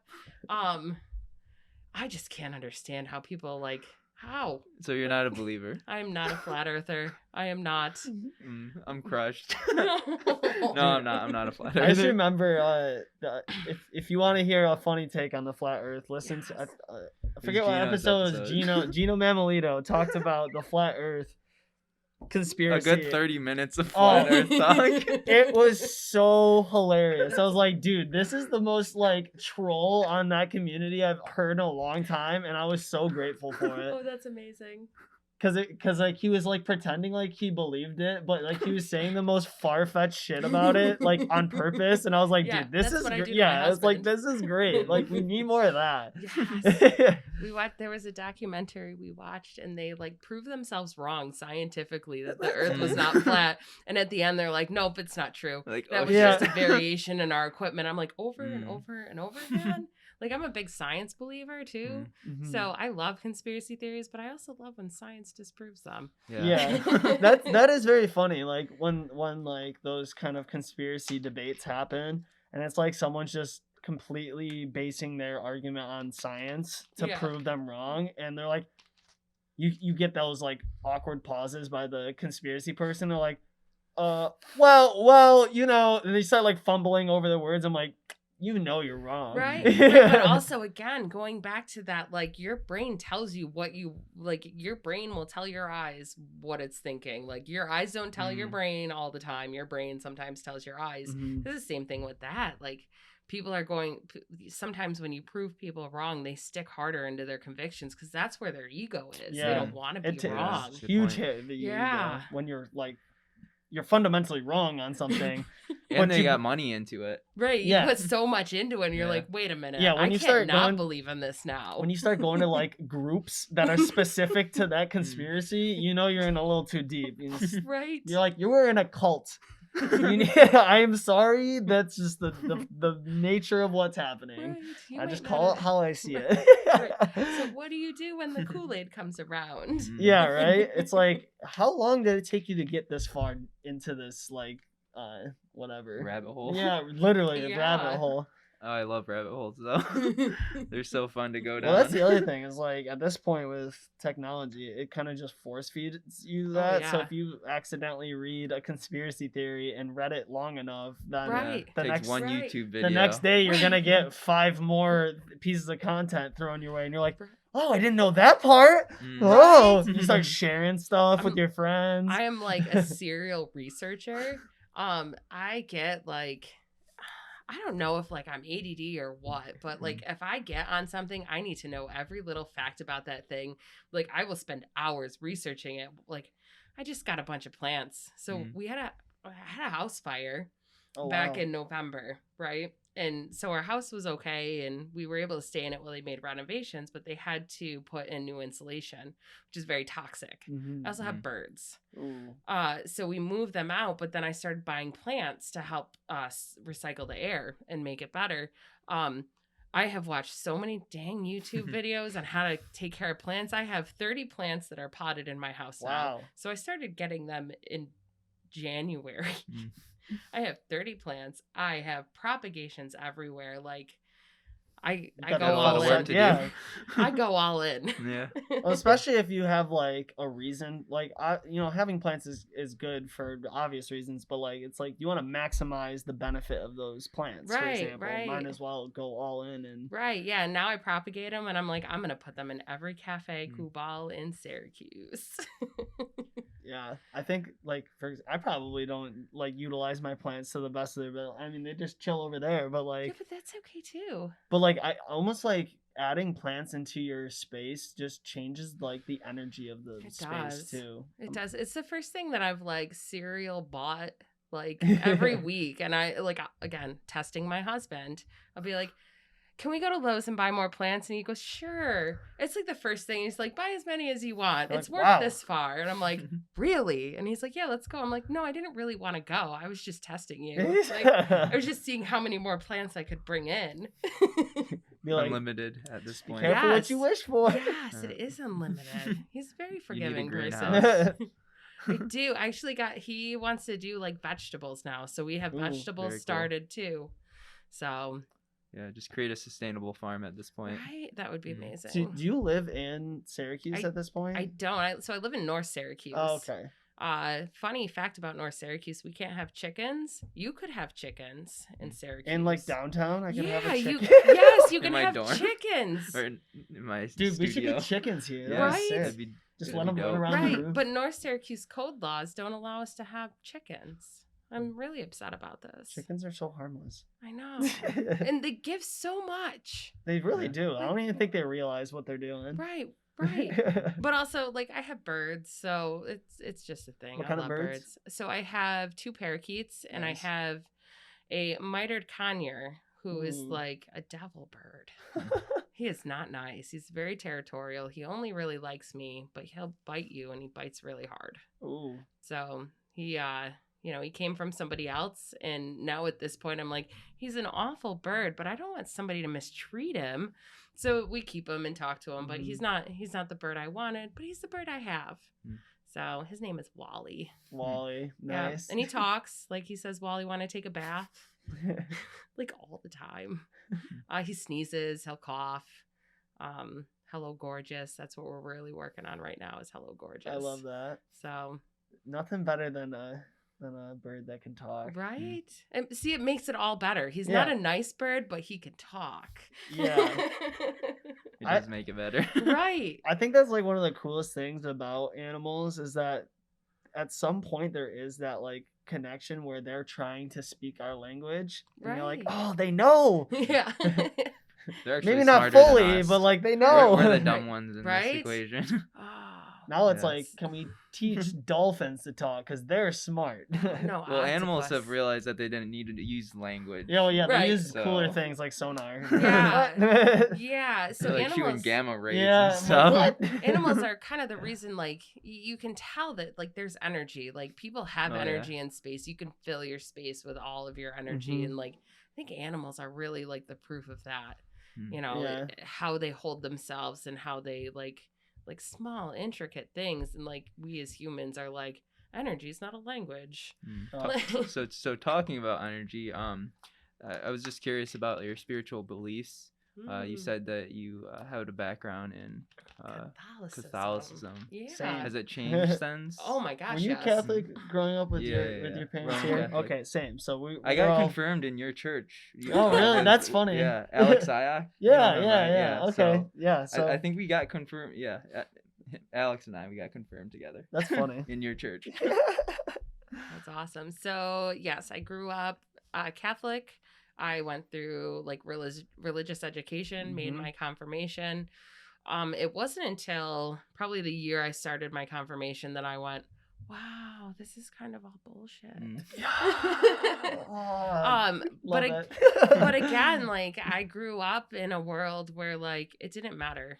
You did your confirmation, because if you didn't, you let down your family. And so I made my confirmation. And after that, I was told I didn't have to be a part of the church anymore. So, okay. Yeah, right. So, I think, what was it, like 10th grade, we started really talking about religions. And I was like, who am I to tell you that your religion's wrong? I don't want anybody to tell me that my beliefs are wrong. So who am I to tell you? That's a good point, yeah. Right. So it really opened my eyes to like, what is religion and what are beliefs? And currently, I believe in nothing and everything. So, I don't follow a religion. I believe that, like I said, we have energy. You can read energies. It's like a Reiki kind of approach. I guess. I don't know. So I'm empathic.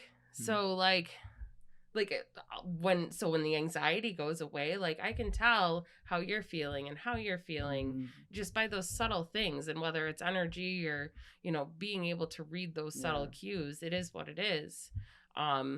But people feel a certain way when they enter a room. Yeah. You can tell. That's what that first impression thing I think is. Right. People always say it's like, oh, well, it's probably just like an action or like how someone's speaking, but it's like people always, I feel like, disregard the energy of the room. I agree, because you can't see it or feel it. Like you can't physically touch it, so you can't prove that it's there, but it's there. But as far as like religion or beliefs, I don't know. I can never make a definitive answer because I don't know. I, practice Wicca, witchcraft stuff, but only to a certain extent. Ghosts scare the living shit out of me. So I don't deal with that stuff. Like, I don't want to talk to spirits. So they could exist or not. They're not in my world. I just ignore them. You ever use the Ouija boards? No, I'm so scared. I done grew it, up like afraid twice. of the dark. Oh, nice. It's not. No. It's scary. Yeah. I grew up like afraid of the dark, like really afraid of the dark. And so like I in a very old house. Ooh. So I don't mess with that stuff. Like I do herb stuff and sage, burn sage, and talk to plants. That's pretty much the extent of it. Scientifically, that's been shown to actually help them grow. Right. Yeah. So I think giving them good music and stuff. Right, because they have an energy. They speak to each other. But like I don't. I had to have this conversation with my son the other day. They fucking enjoy the podcast. They get all the podcasts. Right? I had to have this conversation with my son because he saw that big like mega church, and he's like, "Why don't we go there?" And I'm like, oh gosh, okay, you're 6, but so we don't go there because we're not really religious. And he's like, well, why can't we go there? I'm like, you can, but I'm not going there. I'll drop you off. You're on your own. Right. Well, then we got in this like, what is God? And I'm like, God is something like, where do babies come from? Right. How do you explain something so like something that I don't know. There's no proof. It's such a nuanced like answer. Right. Because you could ask like 12 different people and they would all give you a completely different explanation for what that is. Right. He's like, what is God? And I can't even tell you if I believe in God. Yeah. Like, I don't know. It's kind of like entertainment at this point to just talk about it, because everyone has a different belief, but it's still interesting to talk about. So, well, especially because like there's a part of humans that like they need that. You need to have that structure and that religion and that sense of purpose for your life to be meaningful in some way. So and that godly force, like keeping our ego in check too. Right. Some people aren't like self-checked. So. yeah, it's hard. There's a lot of positives to it, and there's negatives because everything a person can touch, we can corrupt. We're good at that. Yeah. So That's a Right. good point. It is the humans that end up corrupting it. right, You know, right. It's good Yeah. up until the point of us getting our ego too much into it, and then we're like, this is the end all be all, and I'm gonna Right. enforce yeah. this, There- and then that's the division. There's like there's always that radical side to like any belief. Yeah. And it's like the radical side is like they like martyr themselves for the cause, when it's like there nowhere in there did it say you must like patronize people to believe in your belief. Right, Like it just says to be a right. good person. Yeah. It's like it's not your duty. Yeah. Yeah. Also, Some- there's like so many similarities between all the religions. Again, Yeah. I'm like, believe what you believe, but I'm not going to tell you you're wrong. Right. It's like as long I as you're don't not know. being shitty to me, like Right. I don't yeah. care what you believe in. You know? Exactly. Yeah. It's Yeah. like if you like phrase belief to like some anime character, for example, like cool. If that helps you like treat people nicely, I Right. like I'm Dragon happy Ball for Z. you. Yeah. Yeah. Yeah. And some you know? people follow that like a religion. Yeah. Man. It's just like whatever just like keeps you zen. I remember when Dragon Ball Z was new. We were When did it little, come out? little. I don't know, but it was out when I was like 6. Mm. And I'm 34. I watched it on I'll Cartoon be Network a 34 lot. this month. Yeah, so yeah, like because I Oh. used to watch Dragon Ball Z when I was like in grade school. Oh gosh. So like early 2000s probably. Yeah. So I remember Dragon Ball Z from 6 a.m. in the morning on channel Mm. 69 because there wasn't like digital TV. Oh wow. yeah. Yeah. Like I said, I'll be 34 this month. So like Sailor Moon. Yes, so it was yeah. it was Bananas in Pajamas, Sailor Moon, Dragon Ball Z. Wow. Yeah, so you're about like 10 years older than us. Yeah, yeah. So we're like just on the cusp of like knowing some of the. I always get like people like, oh, you're probably too young. I'm like, actually, like I was like just there. Like I got the tail end of it. Right. Yeah, that's okay. So my husband is 10 years older than me. Oh, okay. And I'm 10 years older than my stepkids. Mm. So there's like this broad spectrum of knowledge in our house. That's pretty cool. It is. So like I throw out all sorts of references. And now I've got the 6-year-old who's into what my adult stepkids. So my stepkids are 23 and 24, 22 and 23, somewhere in there. But now like Pokemon cards are coming back around, and Oh yeah. like they came out That's when I great. was a kid, and then they came back out when my stepkids were kids, and now they're back out. So Yeah. like we have all There's somehow played literally Pokemon. waves of Pokemon. Because I remember like when we were little, it was big, and then there was like a period where it was like if you said Pokemon or played Pokemon, you would get like ridiculed by your friends for being like lame. Yeah, yeah. And then all of a sudden, everyone's like playing their Game Boys in school. I'm like, what is happening right now? Why is the world just Yeah, getting flipped upside yeah. down? Pokemon's had quite the tumultuous run. Yeah, it's like It'll always be here. Yeah. It's like, do we believe in this concept or do we not? Right. We right. can't Do decide. we love it or hate it? I think it's just like too much of one thing for too long. People get Oh, sick of yeah. it and they need like, you know, Change. they need Yu-Gi-Oh. change. And then they get the withdrawal symptoms and they're Right, like, all right, right. let's go back. Right, right. Getting that itch again. Well, it's Kinda like wanna- it can be a generational thing too, where like my generation was like, okay, we did this and we're done with it, but then like the next generation picks them up and they're like, what is this? Yeah, they're like, ooh, nothing else Yeah. around like this. Right. It is cool to watch things like come back. Come Yeah, back like even like around. vinyl records coming Oh, back. Yeah, but I it s- sounds so nice. Yeah, I saw like a graph and it was showing like yearly sales for different mediums of how like the music industry has like pushed out people's music. Mhm. And it was funny because out of all of the things that all the mediums that have happened, vinyl was the only one that had a complete resurgence out of nowhere. And I was like, oh, there's vinyl, just like, I'm still here. Right. I'm back. Yeah, like you're not seeing people buying cassettes anymore. Right. Yeah. Well, yeah, those were awful. Yeah. Well, I always think like vinyl is really good because you're able to store them a lot easier than like a bunch of little cassette tapes. Like Right. They're- Yeah. even though they're smaller, like weird, bulky and weird. Right. Well, there's something so beautiful about the sound. Like That's the what I've sound heard, of yeah. vinyl is so unique to like anything else. It's not clean. It's got that scratch to it, and Yeah. again, it goes to like we're creators and we create things and we do things with our hand because of the process of it, and the process of listening to music on vinyl. It's not just shoving a CD in or a disc in. You have to put it in and line it up and hear the noise and the scratch. Right. And there's, you know, there's beauty in the process of it. Yeah, like each individual record is art, because like it's, you know, like the thing, the little what do you call it? The little needle thing? Yeah, the needle. Yeah. The needle is like riding the Right. ridges. Right. and It's also like creating a it's frequency. magical. Like it's magical how that happens. You put a CD in, it's all digital. Yeah. You know? It's But just something scanning. yeah, but you can stare at that record and be like, how does it work? Yeah, right? It's magical. And it's crazy how long they've been around too. Yeah.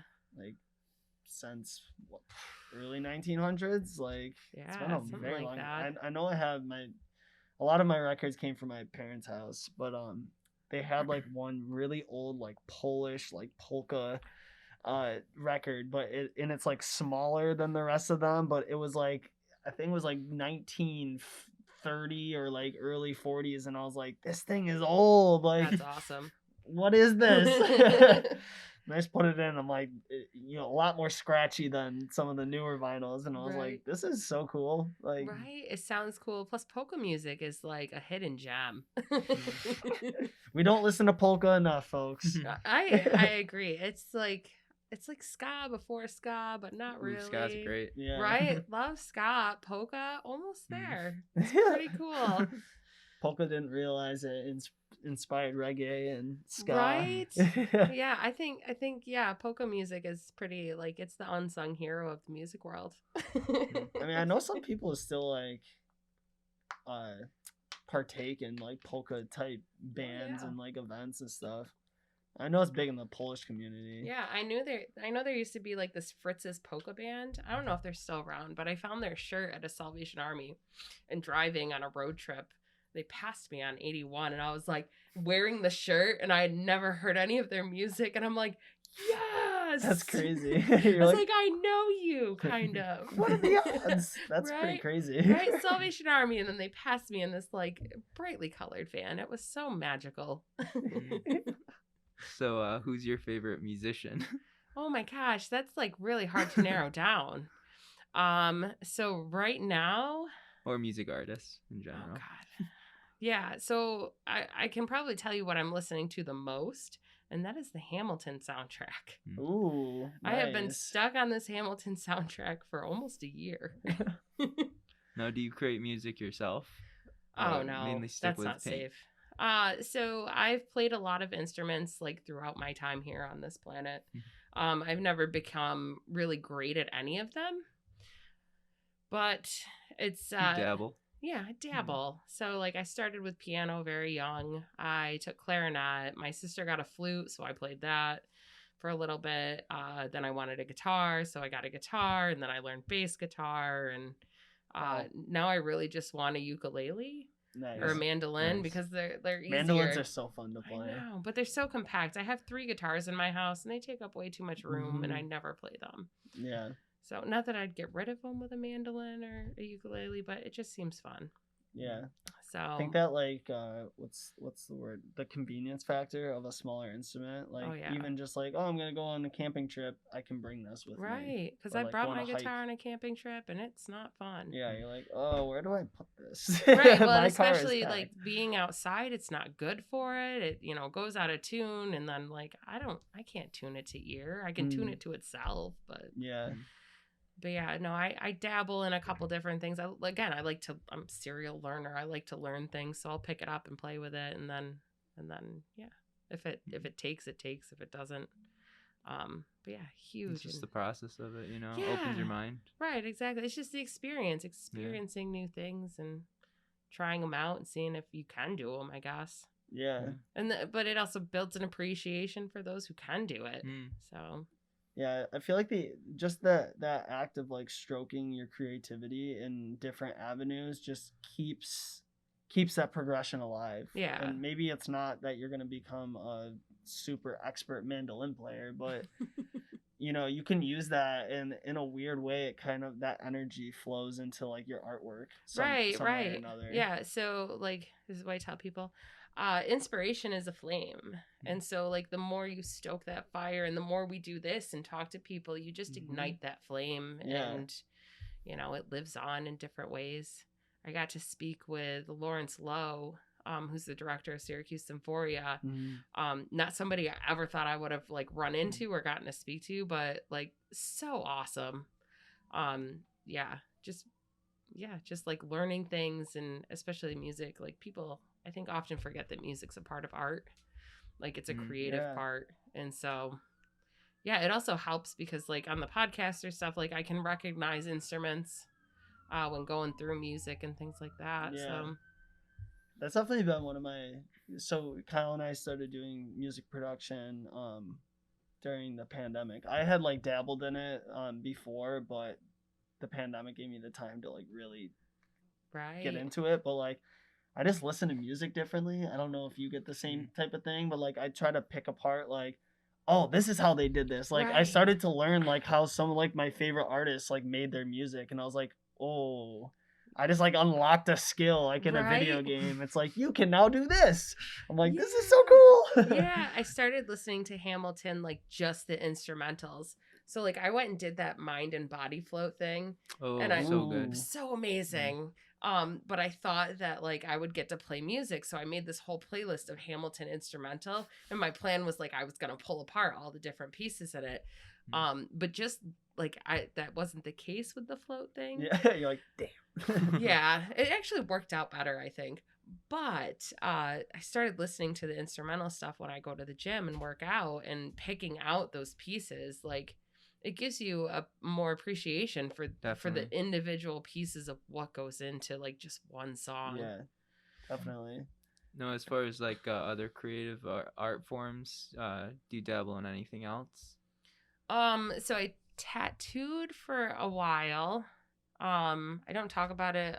I just started like really talking about it and being open about it because I did it like out of my dorm room in college. Like not the best way to do it. Was it like stick and poke kind of thing? No, I had like the whole setup to do it.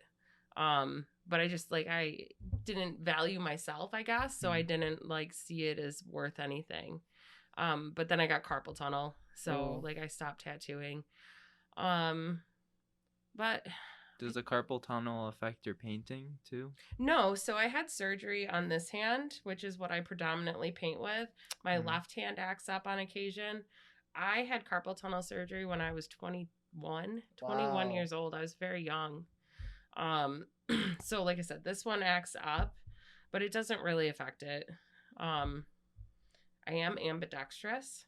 So like if it's acting up, I can't, like I can paint with both hands, but predominantly right-handed, but it really doesn't affect anything really now. So, but yeah, I feel like with something like tattooing, you're just doing that for so long each session. That, you know, plus like the vibrations from the it makes your hand numb to begin with, and then the carpal tunnel makes it numb, and like the thing about needles and numb hands, like that's not good. No. That's not good. Yeah.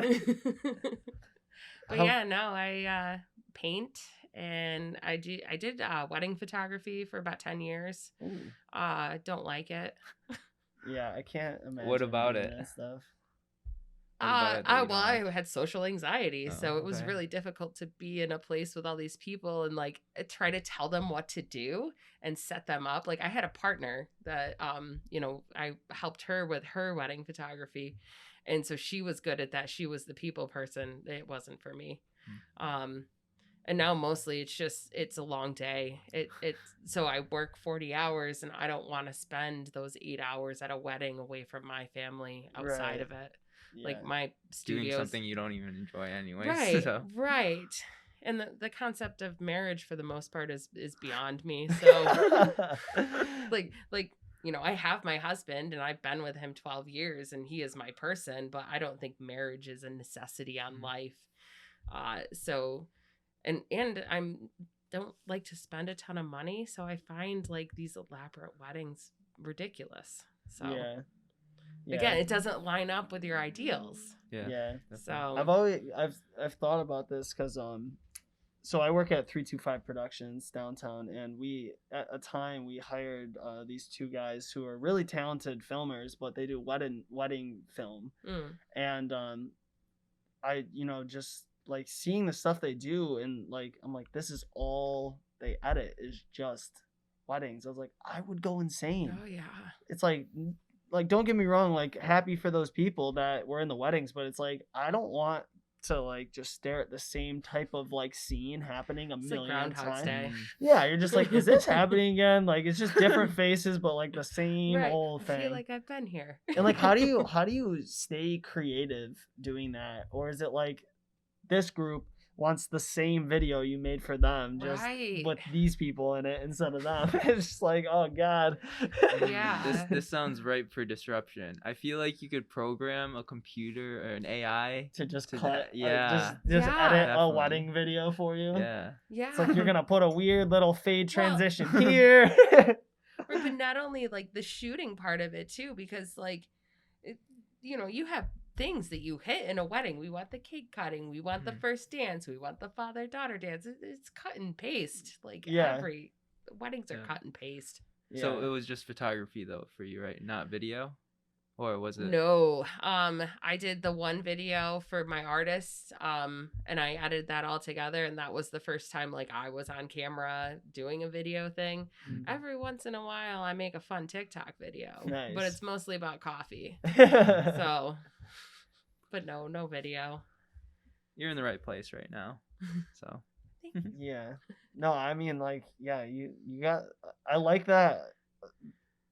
I feel like recently the people that we've had on just have their hand in a lot of different things. That is not just like I think it's a creative thing. Yeah. It's like sure, like let's try that and try that. Like I'm open to trying all different art forms, but the painting that's my wheelhouse. I'm very good with color. I think that's really what makes me good at art, is that like the color, like it just makes sense to me. Like I can balance colors that people don't like see together. It's actually, so I probably talk about this because this isn't going out anytime soon, like this week. So I got promoted at my job, so I'm not just thank you. So I won't be just a cafe manager. I will be our designer. Oh wow. So I'll get to design the spaces and pick the colors out. So for like our Holly Green Cafe, that's the one I currently manage that I'm stepping away from. Like I designed that whole, like the whole paint schemes, and there's a lot of texture, and I painted a mural in there and stuff. And then I went to Manlius and picked their colors out and did so well with those color schemes and creating this space that just like it breathes, it has a soul, and it makes you feel comfortable. So that's what I get to do now. I get to so awesome. I know, right? So I get to, creatively design our spaces so that people, feel good in them. I'm sure you're excited to not have to like be managing. So I love managing and I love being a barista. However, the pandemic like really took away our customers. So I spend a lot of time alone. Yeah. And that is not very mentally healthy for me. I find that like by the time the first person comes in, I'm like a puppy dog at the dog store, and I just like blurt out everything. Or they'll come in and I'll be crying. They're like, "What's wrong?" And I'm like, "It's just me. I've just been here alone for too long with myself. Can't deal." So Cuban. Right, yeah. Right. I'm like, nobody has talked to me in 4 hours. I've been here since 5 a.m. and nobody's come in. So like I, originally managed our hotel location, and my crew there was amazing, and the hotel was amazing, and I really fell in love with the job and the art of making coffee there. And, you got laid off, and then we closed it, and then I opened this new place, and, the customers didn't come, and they weren't there, and it was heartbreaking. I really had this plan that like I was going to get people to come here, and I was going to be able to give my employees their jobs back, and it was going to be normal again, and it was heartbreaking. So I'm a little burnt out on being a barista by myself. So I'm like really excited to do something that's more mentally stimulating. Yeah. I work in common space right now downtown, so I always walk past the downtown Cuba, and I'll go there for lunch and stuff, but it's usually kind of empty, just Yeah. for obvious, with the pandemic and everything. And I always just I hope they're having a good day, because We're sad. We're sad, emotional baristas who just love people. It'll come. It back. will. Yes. Everyone's gonna need coffee, Right. I mean, yeah, we get people coming in, but How long you think it'll be until we're back to normal? I would say sliding scale, but I think it's going to start in the summertime when people who aren't comfortable with being in spaces with people can be outside, and people who are comfortable in spaces can go back. I think it'll start to, I think summer will be good for us. It's gonna be interesting to see residually how long it takes for the majority of the population to just be okay and being around people and they're not wearing masks, and it's it's okay, you're not gonna get randomly sick all of a sudden from this crazy thing. Yeah. I mean, I think if one benefit to the whole mask thing that I like is that it might start to encourage people who are sick to wear a mask in public, and it's not gonna be weird. Yeah. Because if you're wearing a mask, maybe people are just maybe they're just sick, which I guess kind of maybe puts a target on you, they're sick. But at the same time, I forget what it was. I was watching House of Cards the other night, and there was a scene where this girl comes in, and the other person goes to shake her hand. She's like, "Oh no, I don't want to get you sick." But at the same time, I'm thinking, well, you're not wearing a mask, so technically you're still gonna get her sick. The mask thing and the TV, that's where it gets me the most. And I'm they'll get really close to somebody, and be nah. Oh wait, it's just TV. Yeah.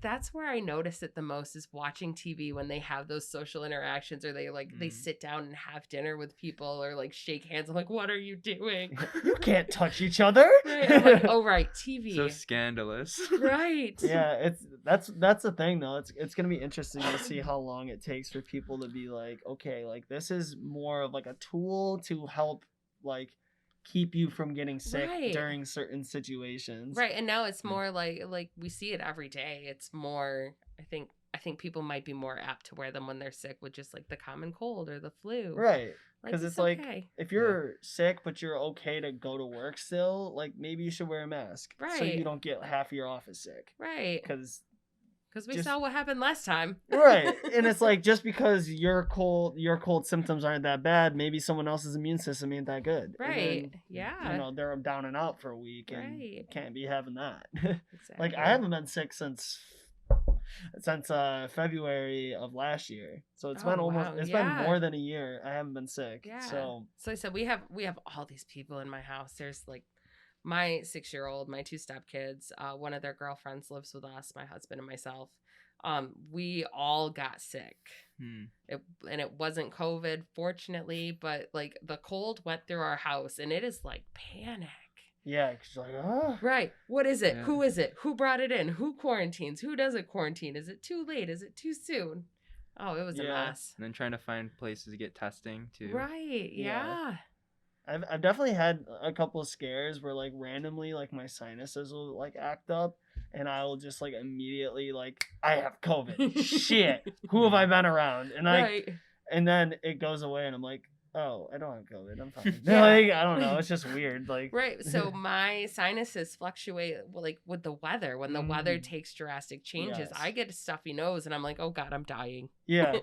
I'm gonna die. I'm gonna get my son sick. Oh, it's so We're gonna have PTSD from that. Just constantly.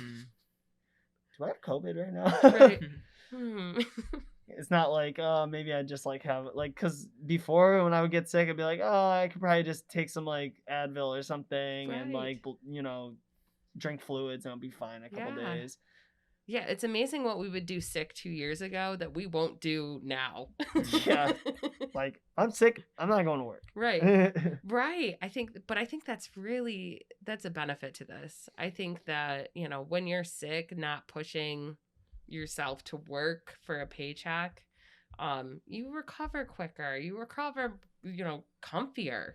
I cannot count how many times I have been sick and gone to work just to make my paycheck. And like, I'm standing there like just...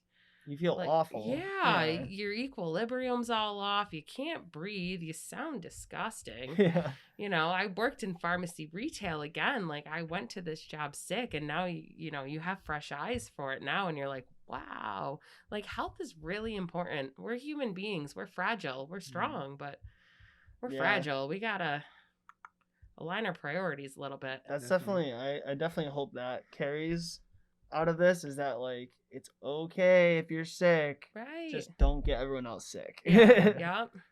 This is one thing that I think about a lot not lately, just in general, especially when we first started up the brand for Boho Hobo. But it's all about values and like value structure, and like for Boho Hobo, one of the big values for us is exploration of self, of ideas, of other people, places. So spinning this question on you, and we've talked a lot about values in this podcast, but what would you say is like one of the priorities in your value structure? Oh, like, I can't deal with hurting people in any capacity. So I am very much like if you like what you're doing and you're happy doing it, like, I will be your biggest supporter. But if you need me to tell you you're doing something wrong, like, I'm not that person. Because I just want people to be happy and be comfortable with who they are. And so that's probably like my biggest value, but also it was my biggest weakness for most of my life, is not being comfortable with who I was. So yeah, that's like my strongest value, is I want people to be happy being happy. Like, do what makes you happy. That's good insight, though. I think that formulates a lot of people's value structure. If they have a lack of something in childhood, then that ends up being like the forefront of what they want. Right. You know? Well, yeah. Once you can accept like your issues or what you have going on, and accept like where your problems are, it's easier to see them and, you know, accept them in others. Yeah, definitely. Acceptance. Acceptance is key. Right. As long as you're not hurting somebody, do what makes you happy. Especially like with the creative and artist community, I feel like we get plenty of like the naysaying happening, that like if you're just one less person that's feeding that like vibe, that person's gonna just be so much more grateful to be around you. Right. You know? Also, like, again, I held myself back so much. Like, part of what I do and why I wanted to curate art with the cafe is to give a voice to people who are afraid to speak. Practice what you preach. Yeah. So like, I reach out to, like, I have people who, like, you know, my cousin is a phenomenal artist. He's so shy. Like, I have been like asking him for years, like, come and show.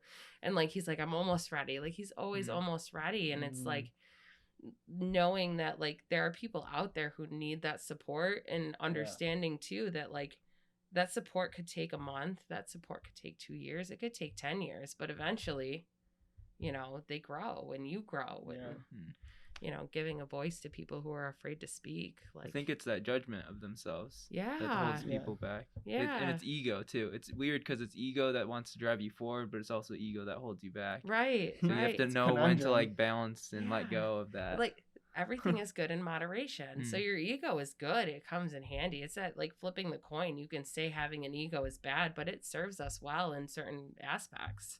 Yeah. You know, there's a agree. good and bad to everything. Yeah. That's something I started doing a lot more. Well, I mean, I've always been pretty like vocal. If I see someone doing something cool, like I let them know. But during the pandemic, especially like living with a bunch of artists, you know, initially I was like, oh, you know, I'm moving with a bunch of artists. They're probably so confident in themselves and like their work and blah, blah. And I learned real quick, like that's not the case at all. And I'm like, I'm living amongst people who are way more talented than me at art. And I tell them like, this is so freaking cool. Like, why haven't you shared this with more people? And they're like, oh, I don't know. I couldn't do that. And I'm like, wait, what? Like, I wish I could do what you could do, because I would be putting that everywhere. Right. That's why I try to tell people like, art is not an achievement. It's a language. Yeah. Like, and to know that when you create something, when you paint something, when you sculpt something, you're communicating your vision or what you see to the world. I think that helps. It like, just takes away that bar of like trying to hit perfection Yeah. and understanding that it's just another form of communicating. Yeah. Gary Vee talks about this. I don't know if you're familiar with him. He's a No. marketing guru in the internet world, Oh. but very insightful individual. That's But he awesome. talks about how you need to, as creatives, just document the process. Don't worry about trying to get to some end goal to then produce and then put it out Right. there. Just literally film yourself as you're doing it, Right. and things happen. Yeah. So one Yeah. thing I do, I work 4 10-hour days a week. So I got Friday, Saturday, Sunday off. So like tonight is my Friday. So, which is why I'm That's here so awesome. late because I get up so early. Yeah. But I don't have to be up early tomorrow. But at the beginning of each weekend, I set rules for the art I'm going to create. And I try to create 3 pieces every weekend. So 1 a day, preferably. So last weekend, and I try to make these rules based on like where I think I could use work. So last weekend, the rules were there has to be a face or face structure in it. And there can be no previous thought of what it will be. Ooh. So I picked the colors I wanted to use ahead of time, and I did them in watercolor. But the process was just like I would start laying out lines and let the lines and the color dictate the rest of the painting. So as you start to form pieces of it. So that's what I did last weekend. So I don't know my rules for this weekend yet, but that's what I've been doing to kind of work on that. You know, working on being okay with it and not being perfect or anything like that. I set rules and then try to break them. That's good insight. I think it's like same thing with entrepreneurship too. If we have this vision and we want to put it out there, but we try to refine it and keep refining, overthinking it, it never actually ends up getting out Right. there. And I think that's what a lot of issues we have too with Syracuse. We were talking about like we have so much talent, but it's not getting out there. And I think it's a lot of it is because people aren't putting it out there. Right. Because Yeah. of that judgment of like, oh, Right. how people will think and Yeah. whatnot. Yeah. Like I know one I guess group of creatives. I don't want to like I guess kind of generalizing a little bit because it's like for the majority of the people I've been around, music producers, it's like a chronic disease almost amongst all of them. And I'm sure anyone who's listening probably knows someone who does the same thing, but it's making a lot of like half finished songs and then just leaving them in like the files and just never like finishing them. And it's like, that's cool, but like, this is a really cool song. You should finish it. And they're like, I don't know. I'm not on it anymore. And I'm like, Or they just keep expanding on the same one and never actually get it right. out It's there. that perfectionism. Yeah, like, but I have some paintings like that too. I mean, I have paintings that like I started and then, you know, you get to a block. It's a block. Yeah. And then like once you're over that block, you've moved on. You just right. You know, I have a couple hidden behind a dresser. I'm like, I've moved on from those. Like I'll reuse the canvases or something or sometimes you come back to them 2 years later and you're like, wow, that's really nice. Yeah. I think Igor said it best. He said that because we asked him about like, well, how long does it take you normally to finish your paintings and all this stuff? And he's like, well, like what really is like finishing a painting? Right, He's yeah. like the way I see like finishing a piece of art is like it's kind of like you're like you're like laying it to rest. Like it's like RIP to this piece. Right. Might as well put it in a graveyard. He's like I see art galleries as like graveyards for paintings. Yeah. And I was like, ooh, that's actually like an eerie way of putting it. It's true though. It's like it's done. What are Yeah. you gonna touch it again? Right.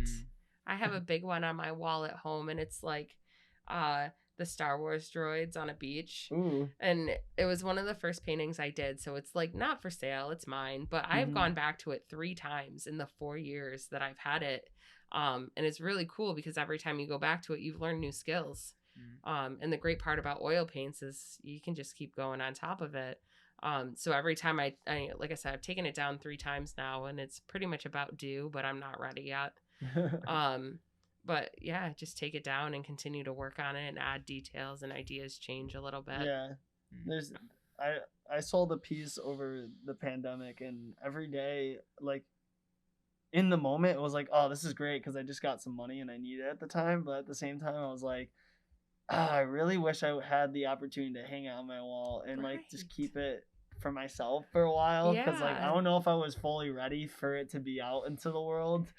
Yeah. So yeah, I've had pieces like that. I actually sold a piece to Past, Jesse Chick from Past. Mhm. We went to school together, so Oh, that was wow. kind of funny.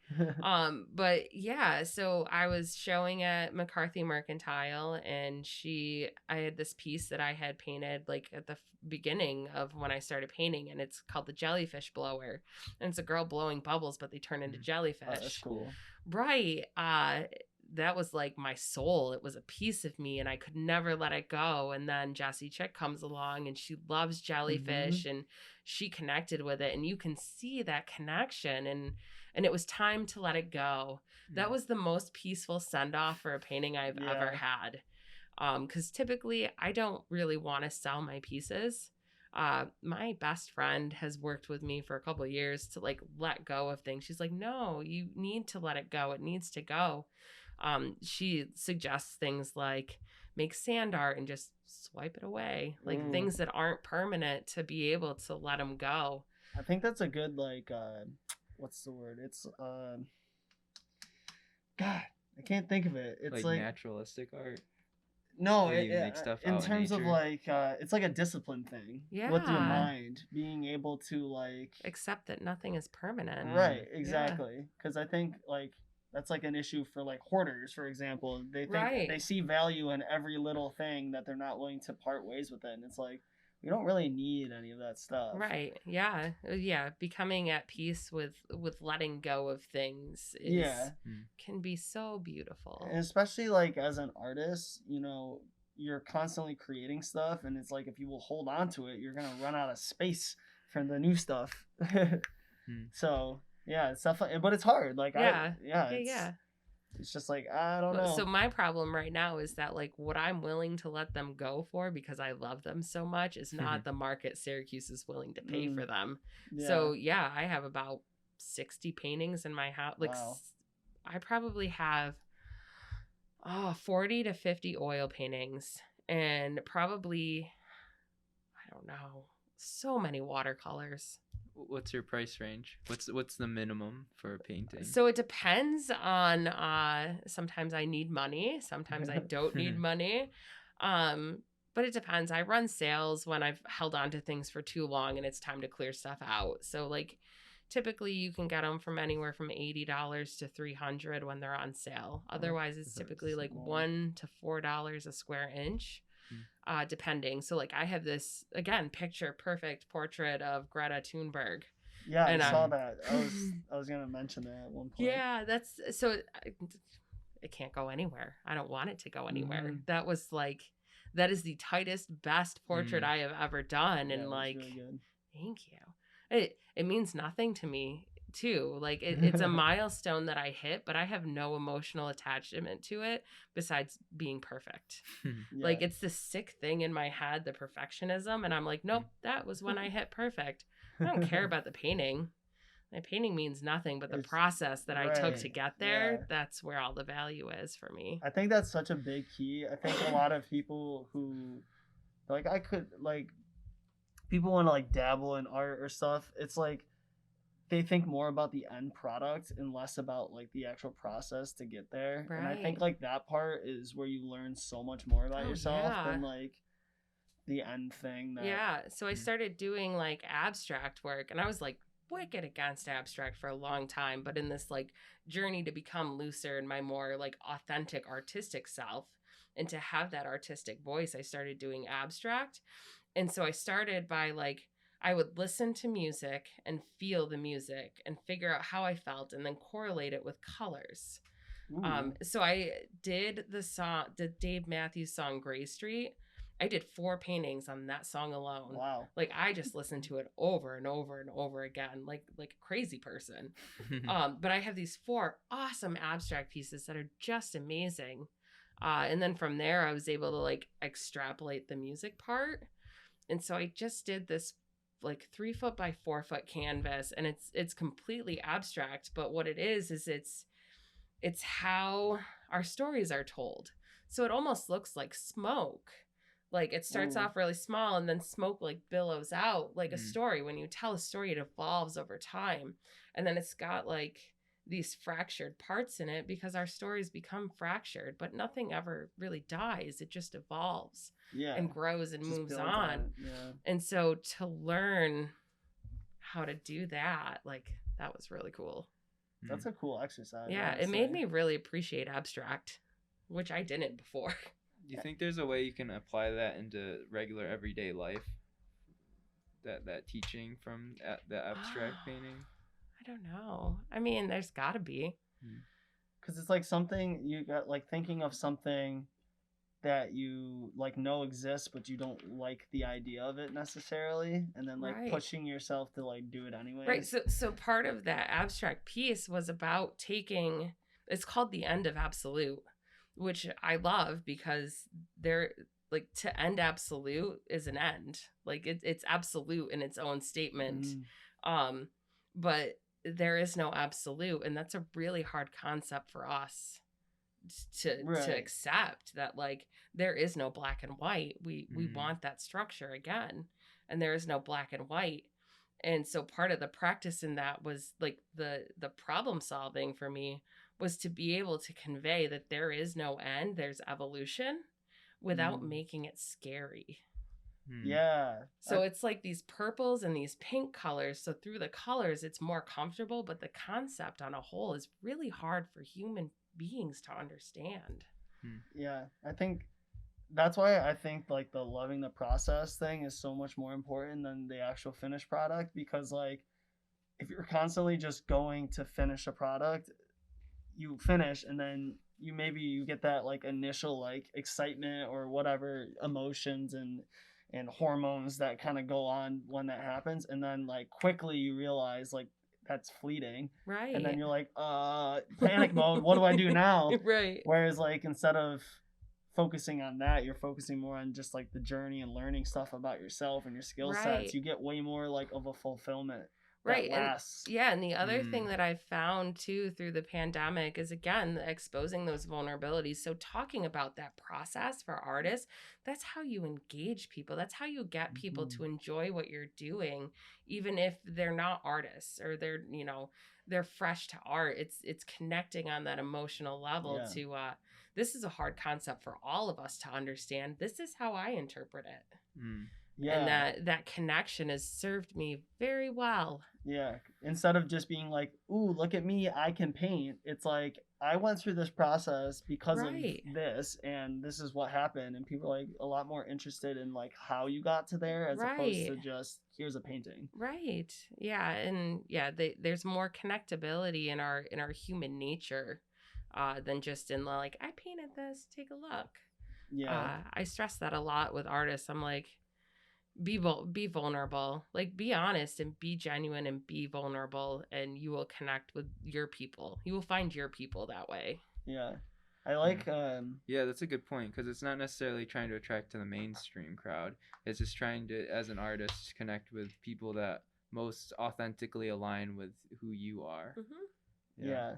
And I think we get too wrapped up into that thinking of like, oh, we need to get so many followers, blah blah blah. But no, it's like, okay, there's going to be people that hate it, and you just got to be okay with that. But the ones that do love it, you will truly like connect with. Right. And the other thing is that people who hate it just fuel it even more. So accepting that like that balance, like hate is it's an emotion, and it's valuable, and it's validating, and it can be good. And it connects to the people that you are connected with already. It creates this like tribalism kind of force. Oh yeah, people get very like, I don't know. They'll like start like defending you without you asking. They're like, hey. You're like, all right. And either way, it's like any publicity is good publicity when it comes to like things you're doing. Right. At least that's how I deal with the anxiety in my head. I'm like, it's okay because there's some value in this. So just ignore it, and definitely it'll be fine. Yeah. Art is such an interesting like just facet of the world. Right. We need more of it. Yeah, and we- you know what? I think it's crazy to me that whenever you like hear about budget cuts anywhere, it's always music and arts that gets cut first. right, You're like, this is so much more important than your Right. stupid science class. right, I get right. that though. Okay, so this is To an kind of extent. on the I do like contrary, like science. because art is something that is so personalized. Like we don't need some system telling us that we need to do art. So in a sense, it could be a good thing because then it's like more empowering to each individual, being like, oh, it's not this like standardized thing of way of Right, doing but it. you still need to fuel that flame. Right. True. Yeah. True.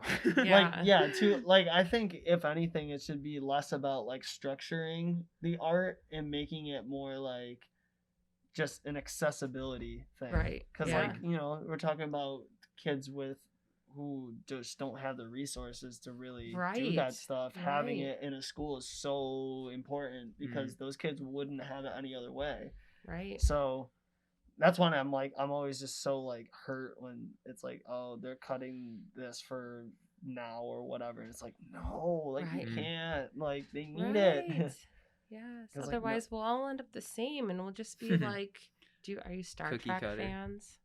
I've watched a little bit. I Oh, wouldn't say I've watched way too necessarily. much Star Trek, but like the Borg, that's my Okay. favorite episode. They're like a community. They're like cookie cutter, all the same, but they're all wired brains into like one another. Reminds me of something from Rick and Morty. Yes, Those like the simulation people. Yeah. kind of. Mhm. Yeah, but the Borg, they're just all attached and they consume people and add them to their Borg unit and they all think as one and Mhm. they have individual voices, but they work for the collective whole and Just like a massive group think. yeah, Yeah. but the no motions, just like robot like must destroy. Yeah. Yeah. Well, that's the thing. Like that's how you break people is what I've learned. Like, Oh yeah. like just through like the crazy like political atmosphere we live in and everything, I've like learned a lot about like why are people falling into these like belief systems, and it's like to a degree like you believe it's like a, you know, it's like baby steps into it, and Yeah. it's like a mass manipulation of breaking people into not thinking individually. Right, Mhm. right. And that's like when you can like control them at that point, and Oh, it's yeah. it's like scary because I'm And that like, leads us to an unfree world. yeah, Yeah, and that's why I'm yeah. like, whenever you talk to like hippie people who are doing art and creativity, like they're just very free, like spirited, thinking for themselves, and it's like, we can't lose this. you Right, know? right. And yet there's another whole aspect of human beings that are like, we must like quiet this. Yeah. This is, they're thinking freely and they want things and rights and let's maybe make them Yeah. a little quieter. But also, you have to realize that any set belief, it could be a good belief at one point, but if everyone gets pigeonholed to that one set belief, It then just gets skewed. yeah, that Yeah. anything that's hierarchical, it could be a good thing to start with, but just because one person or group of people is in control, it ends up being a corrupt thing. Right, because we're Because humans. we're That's what we humans. do. We're really good at messing everything up. Right, right. We're fun. Yeah, we are fun. Like But- humans can do really outstanding things and also some really terrible things. Right. I always find it so like it's a lot easier to think about us as like people and our effects on society when you remove yourself from it. So when you say like humans are this, like we are animals. We're animals like to our core. And being able to say like, well, it's human nature. Like we do have natural habits. And it's Good and bad. right, Yeah. good and bad. They serve us purposes, or they used to serve us purposes, but yeah, it's in our nature to be selfish. So Yeah. like And just it can be a good thing sometimes. right, it serves us Yeah. well sometimes, but we also need to think a little more altruistically. Yeah. Because that's like one thing that differentiates humans from other animals is that we think a lot more about like the collective good a lot of the time. I mean, not I shouldn't like generalize all humans don't, but like a lot of people do. Right, And right. other animals. Well, we're social. Yeah. We like community and we like that sense of it. But again, it harkens back to the political stance. Like we like community and we like to be right and we like to feel fulfilled. So it's easy to fall into traps that might not be right because that's Yeah. where we find our validation.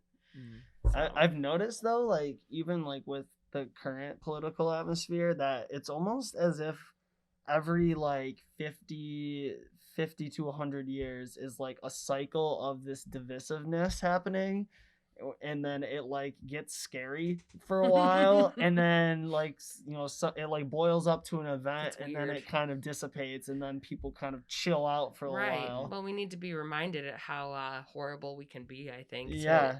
It's that thing, like the farther you're removed from something, the more you don't experience it or understand it. And that's why, like, growing up outside the city, you don't understand systematic racism, because you had racism, but you didn't see it because, like, everybody I went to school with was white.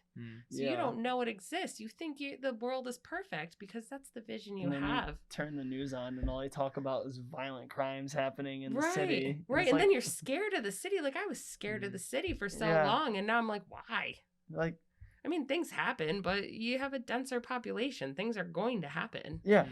So bad things happen everywhere. Right. It's like, but it's that the farther you are from something, the more you don't experience it, and it's just a lack of understanding. Right, you fail to understand it.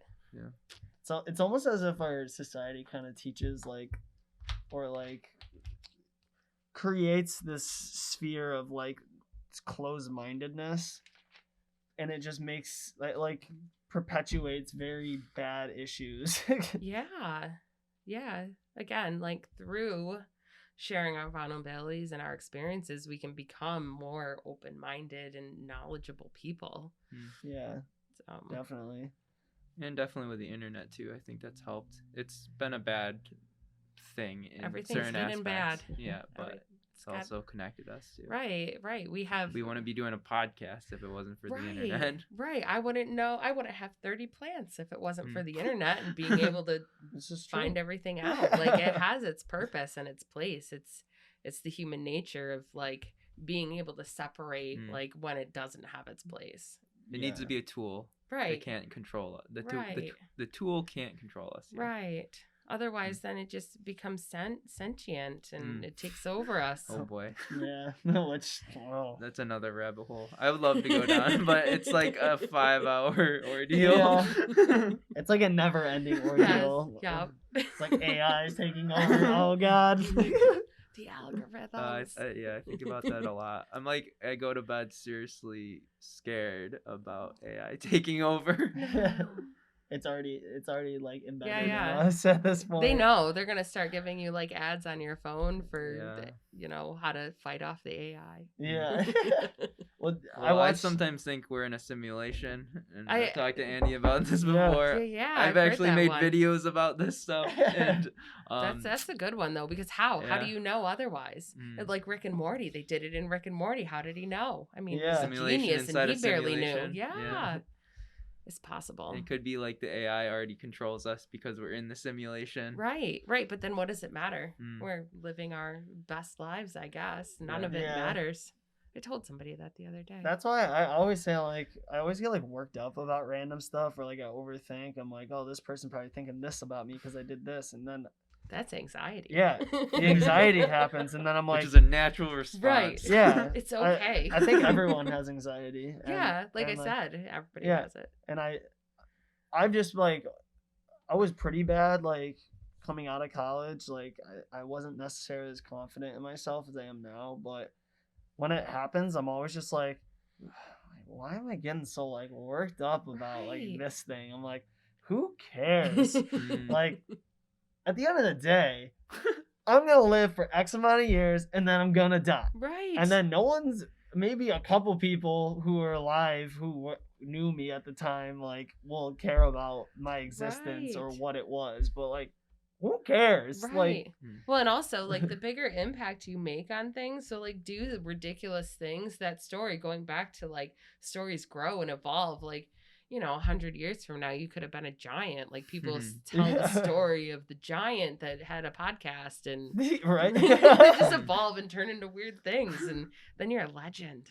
Yeah, that's one thing I have been really happy about, is like having something like a podcast, or living in a digital age and having like these avenues, is like taking advantage of it is so awesome about like keeping your legacy alive, if you Yeah. will, because like some people don't have like that kind of I thing know. that's gonna follow their like who they were. Right. There are people out there who don't do anything. Yeah, I'm like, how do they live with themselves? Like, not just like in a negative or positive way, but I cannot sit with myself that Right. long and do nothing. right, and it's just I like get bored. I mean, I guess some people are just okay like dying knowing like that's it. Like no Right. one's ever gonna talk about you ever again. Maybe they Right. like go past your tombstone like, what year did they die? You know, like I've done that. I've gone to like the Oakwood Cemetery and I just walk around. I'm like, I don't know anything about any of these people. And I'm sure Right. they all have very interesting stories, but it's just like they didn't do anything memorable enough. Nobody I guess. wrote it down. Yeah, right. Created a podcast about it. Ooh, that's one thing I get like weirded out about is that like when we die, all of our stuff and content is still gonna be on the internet, and it's like we're gonna be living on in the digital world. Right. So Yeah. much more than like before. Yeah. Yeah, way more than before. You know, it's something I think about with my kid. Like when I put his pictures on social media and stuff, like, or send them to family, and like, it's something that you have to consciously think about. Like, is this something that like my kid is going to be embarrassed that I said 20 years down the road? Like, yeah, you got to think about those long-term effects. Yeah. You ruin YOLO. a kid's life. Yeah. Right? Yeah. Like kid shit, had did an I just accident, ruin YOLO. my On that note, my kid in like 20 years is gonna hate me for this. No, yeah, exactly.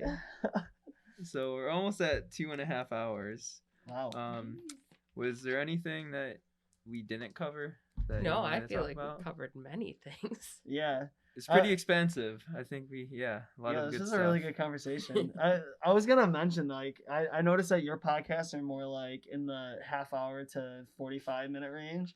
And We want the distance. we I always know. we always go the distance. It's kind of just like how we do. But I what I like about I like both ways of doing it. Like I like how you can like break yours into 2 parts, and like that's a way for people to digest it. Mhm. And I've noticed like it doesn't. I guess it doesn't necessarily matter which way you do it, because like No. one way or another, like it's like a book. Yeah. For example, Hmm. you start reading a book, you're not gonna read it all in one night, but some people Right. might. But like for the most part, you know, you put your Right, like- chapter marker in and you Right, walk like away. yours, I've only listened to so many episodes because they're so long. I Mm. listen in the car or when I have a Mhm. free moment, but I can only listen to them for like 20-minute increments. Yeah, And that's cool. Like, And it's it just fun. it just takes longer to listen to them. Yeah. It's a journey. Exactly. the way I like to look at ours because they are so long is like not many podcasts are set up this way. Yeah. Where it's just super free form. Like there's no like right or wrong topic to talk about, and it really just gives each individual person a chance to really just talk a lot about the things they want to talk about, and Yeah. not just specific. Like I'm just going to talk about how I paint, and that's it. Right. It's like right. I want this to be like a log, so like later down the line someone looks you up on the internet, Right. here's like a Right. lot about who you are, and you can really get a Yeah. good like feel for who that person is. Yeah, I think you two might know more about me than most people at this point. We've talked about that too. It's like literally in a one sitting conversation, like we connect more with our Yeah. guest than maybe some childhood friends that we Yeah. had. Oh, yeah. And it's like, Yeah, No, so Wow. most of the people I went to school with don't know half the things I'm Mhm. doing now. So, yeah. yeah, it's just I don't know. I think and that's why I get excited about doing the podcast, and I'm sure you get excited about doing yours. Is it creates conversations that you don't get to have on a daily basis. Right. Who wants to talk about conspiracy theories in art like me? But Yeah. But I've definitely been in those awkward conversations where I've talked too long about coffee and people are like, I'm over this. Yeah. And I'm like, it's been 10 minutes. There's so much more. It's kind of crazy to think like that's where the connections make. Like Yeah. that when we actually have true human connections, though, Right. you need to have long form conversations like this. Yeah. yeah, It's so well, beneficial. I just had the thought like I've noticed that like if you're conversating with friends and say you're like walking to go get lunch while you're at work, you say you work with some coworkers, you go get lunch and you talk, but like you're not getting like very deep into that conversation. You're Right. talking about kind of trivial stuff and it's just Yeah. like kind of pass the time. But like sometimes in order to have like a deep conversation like this, you have to like plan it. It's like, all right, we're gonna sit Yeah. down and talk. Like, Right. we're gonna do this. Here's what we're talking about today. Yeah. Be prepared. Yeah. We're going to evolve from this conversation, but these are the points. Yeah, I definitely like that. And I feel like the more like, people like you expand your podcast, we expand ours, like doing something else to add to this artist, whatever you want to call it, task force or whatever, is like doing live events for the general public it's like, yeah, all these people have been on each other's shows and they all know each other, so they are able to communicate well with each other, Right. and can talk about and like hit on themes and really share insightful information with people. That's gonna be a cool thing. Like once the COVID precautions end and we can actually have events, like networking with your network and then trying to get people involved and stuff, and just like having the podcast and being so open and vulnerable with each other, it's gonna create this like community that's like, just better connection. Right, Yeah. right, exactly. Because now my head goes like, I want to have these deep conversations. Where do I go? I come here. Yeah. Yeah, exactly. And everyone who comes on our podcast, that's like the expectation kind of to open up and have deep. So it's like they already know that, like, I don't know, it's just cool how it's all gonna play out. Yeah, especially like people who like come in nervous, which happens. I feel like more people than not who've come on our show have never been on a podcast, so they overthink like what's gonna happen, how I'm gonna feel, and then like after like 10 minutes they're like, they forget that they were on a podcast and they're like, whoa, that was like really awesome. Right. Like, yeah, it's not that bad. We were just having like a Warp. conversation. Yeah, it's a time warp. Right. Especially yeah, in here. exactly. We built like a little spaceship and we had to get the scenery and everything. Yeah. Well, I think you already shared what your handles are, but do you want to just reshare like where people can find you and like anything cool that's coming up for you in the coming months? Yeah, so you can find me on Facebook and Instagram at AldeaKCreative. My website is www.aldeakcreative.com. That's pretty much it. Like, I think right now I'm super swamped with the TV show thing and with my podcast. Pay attention for the podcast stuff. Definitely, like, as we move forward with the TV show thing, like, support that, because that is going to benefit Syracuse in such a lovely way. That's really it. Where can people find your podcast? So it's the Cafe Cubal's Artist Series podcast, and it's on like Spotify, Anchor, Apple Music, pretty much anywhere you can find podcasts. Super cool. Yeah. Awesome. Glad to have you on. Before we let you go, because we have to do this, and I know you kind of hit on it at some point in the podcast, but maybe we can get an even, I guess, an expanded answer on this. But we always ask our guests one question to end the show. That question is, what does it mean to you to be human? Oh, it means to make mistakes Ooh, and to be okay with them. I love that answer. Yeah. So we got two answers from her out of this one. I'm gonna have to like, when we like listen back to it, we'll have to find that spot. But I remember thinking, I was like, ooh, that would have been a really good answer to the last question. But that's a good answer. Well, thank you. Thank you so much for hitting us up and being on the show. Thank you. And we look forward to all the cool stuff you're gonna do. Same. Awesome. All right, ready? Ready? 3, 2, 2, 1. So there you have it. Thanks again for tuning in to Bindlism, a philosophy to self-sufficient lifestyle. Be sure to explore other episodes of Bindlism on our Spotify and Apple podcast. You can find more Boho Hobo stuff on Instagram and Twitter at boho_hobo_, as well as on our Facebook page at Boho Hobo Lifestyle. It'd also be dope if you could subscribe to our YouTube channel as well. Our YouTube channel has more episodes from Bindlism in video form, along with other random shenanigans that we're up to.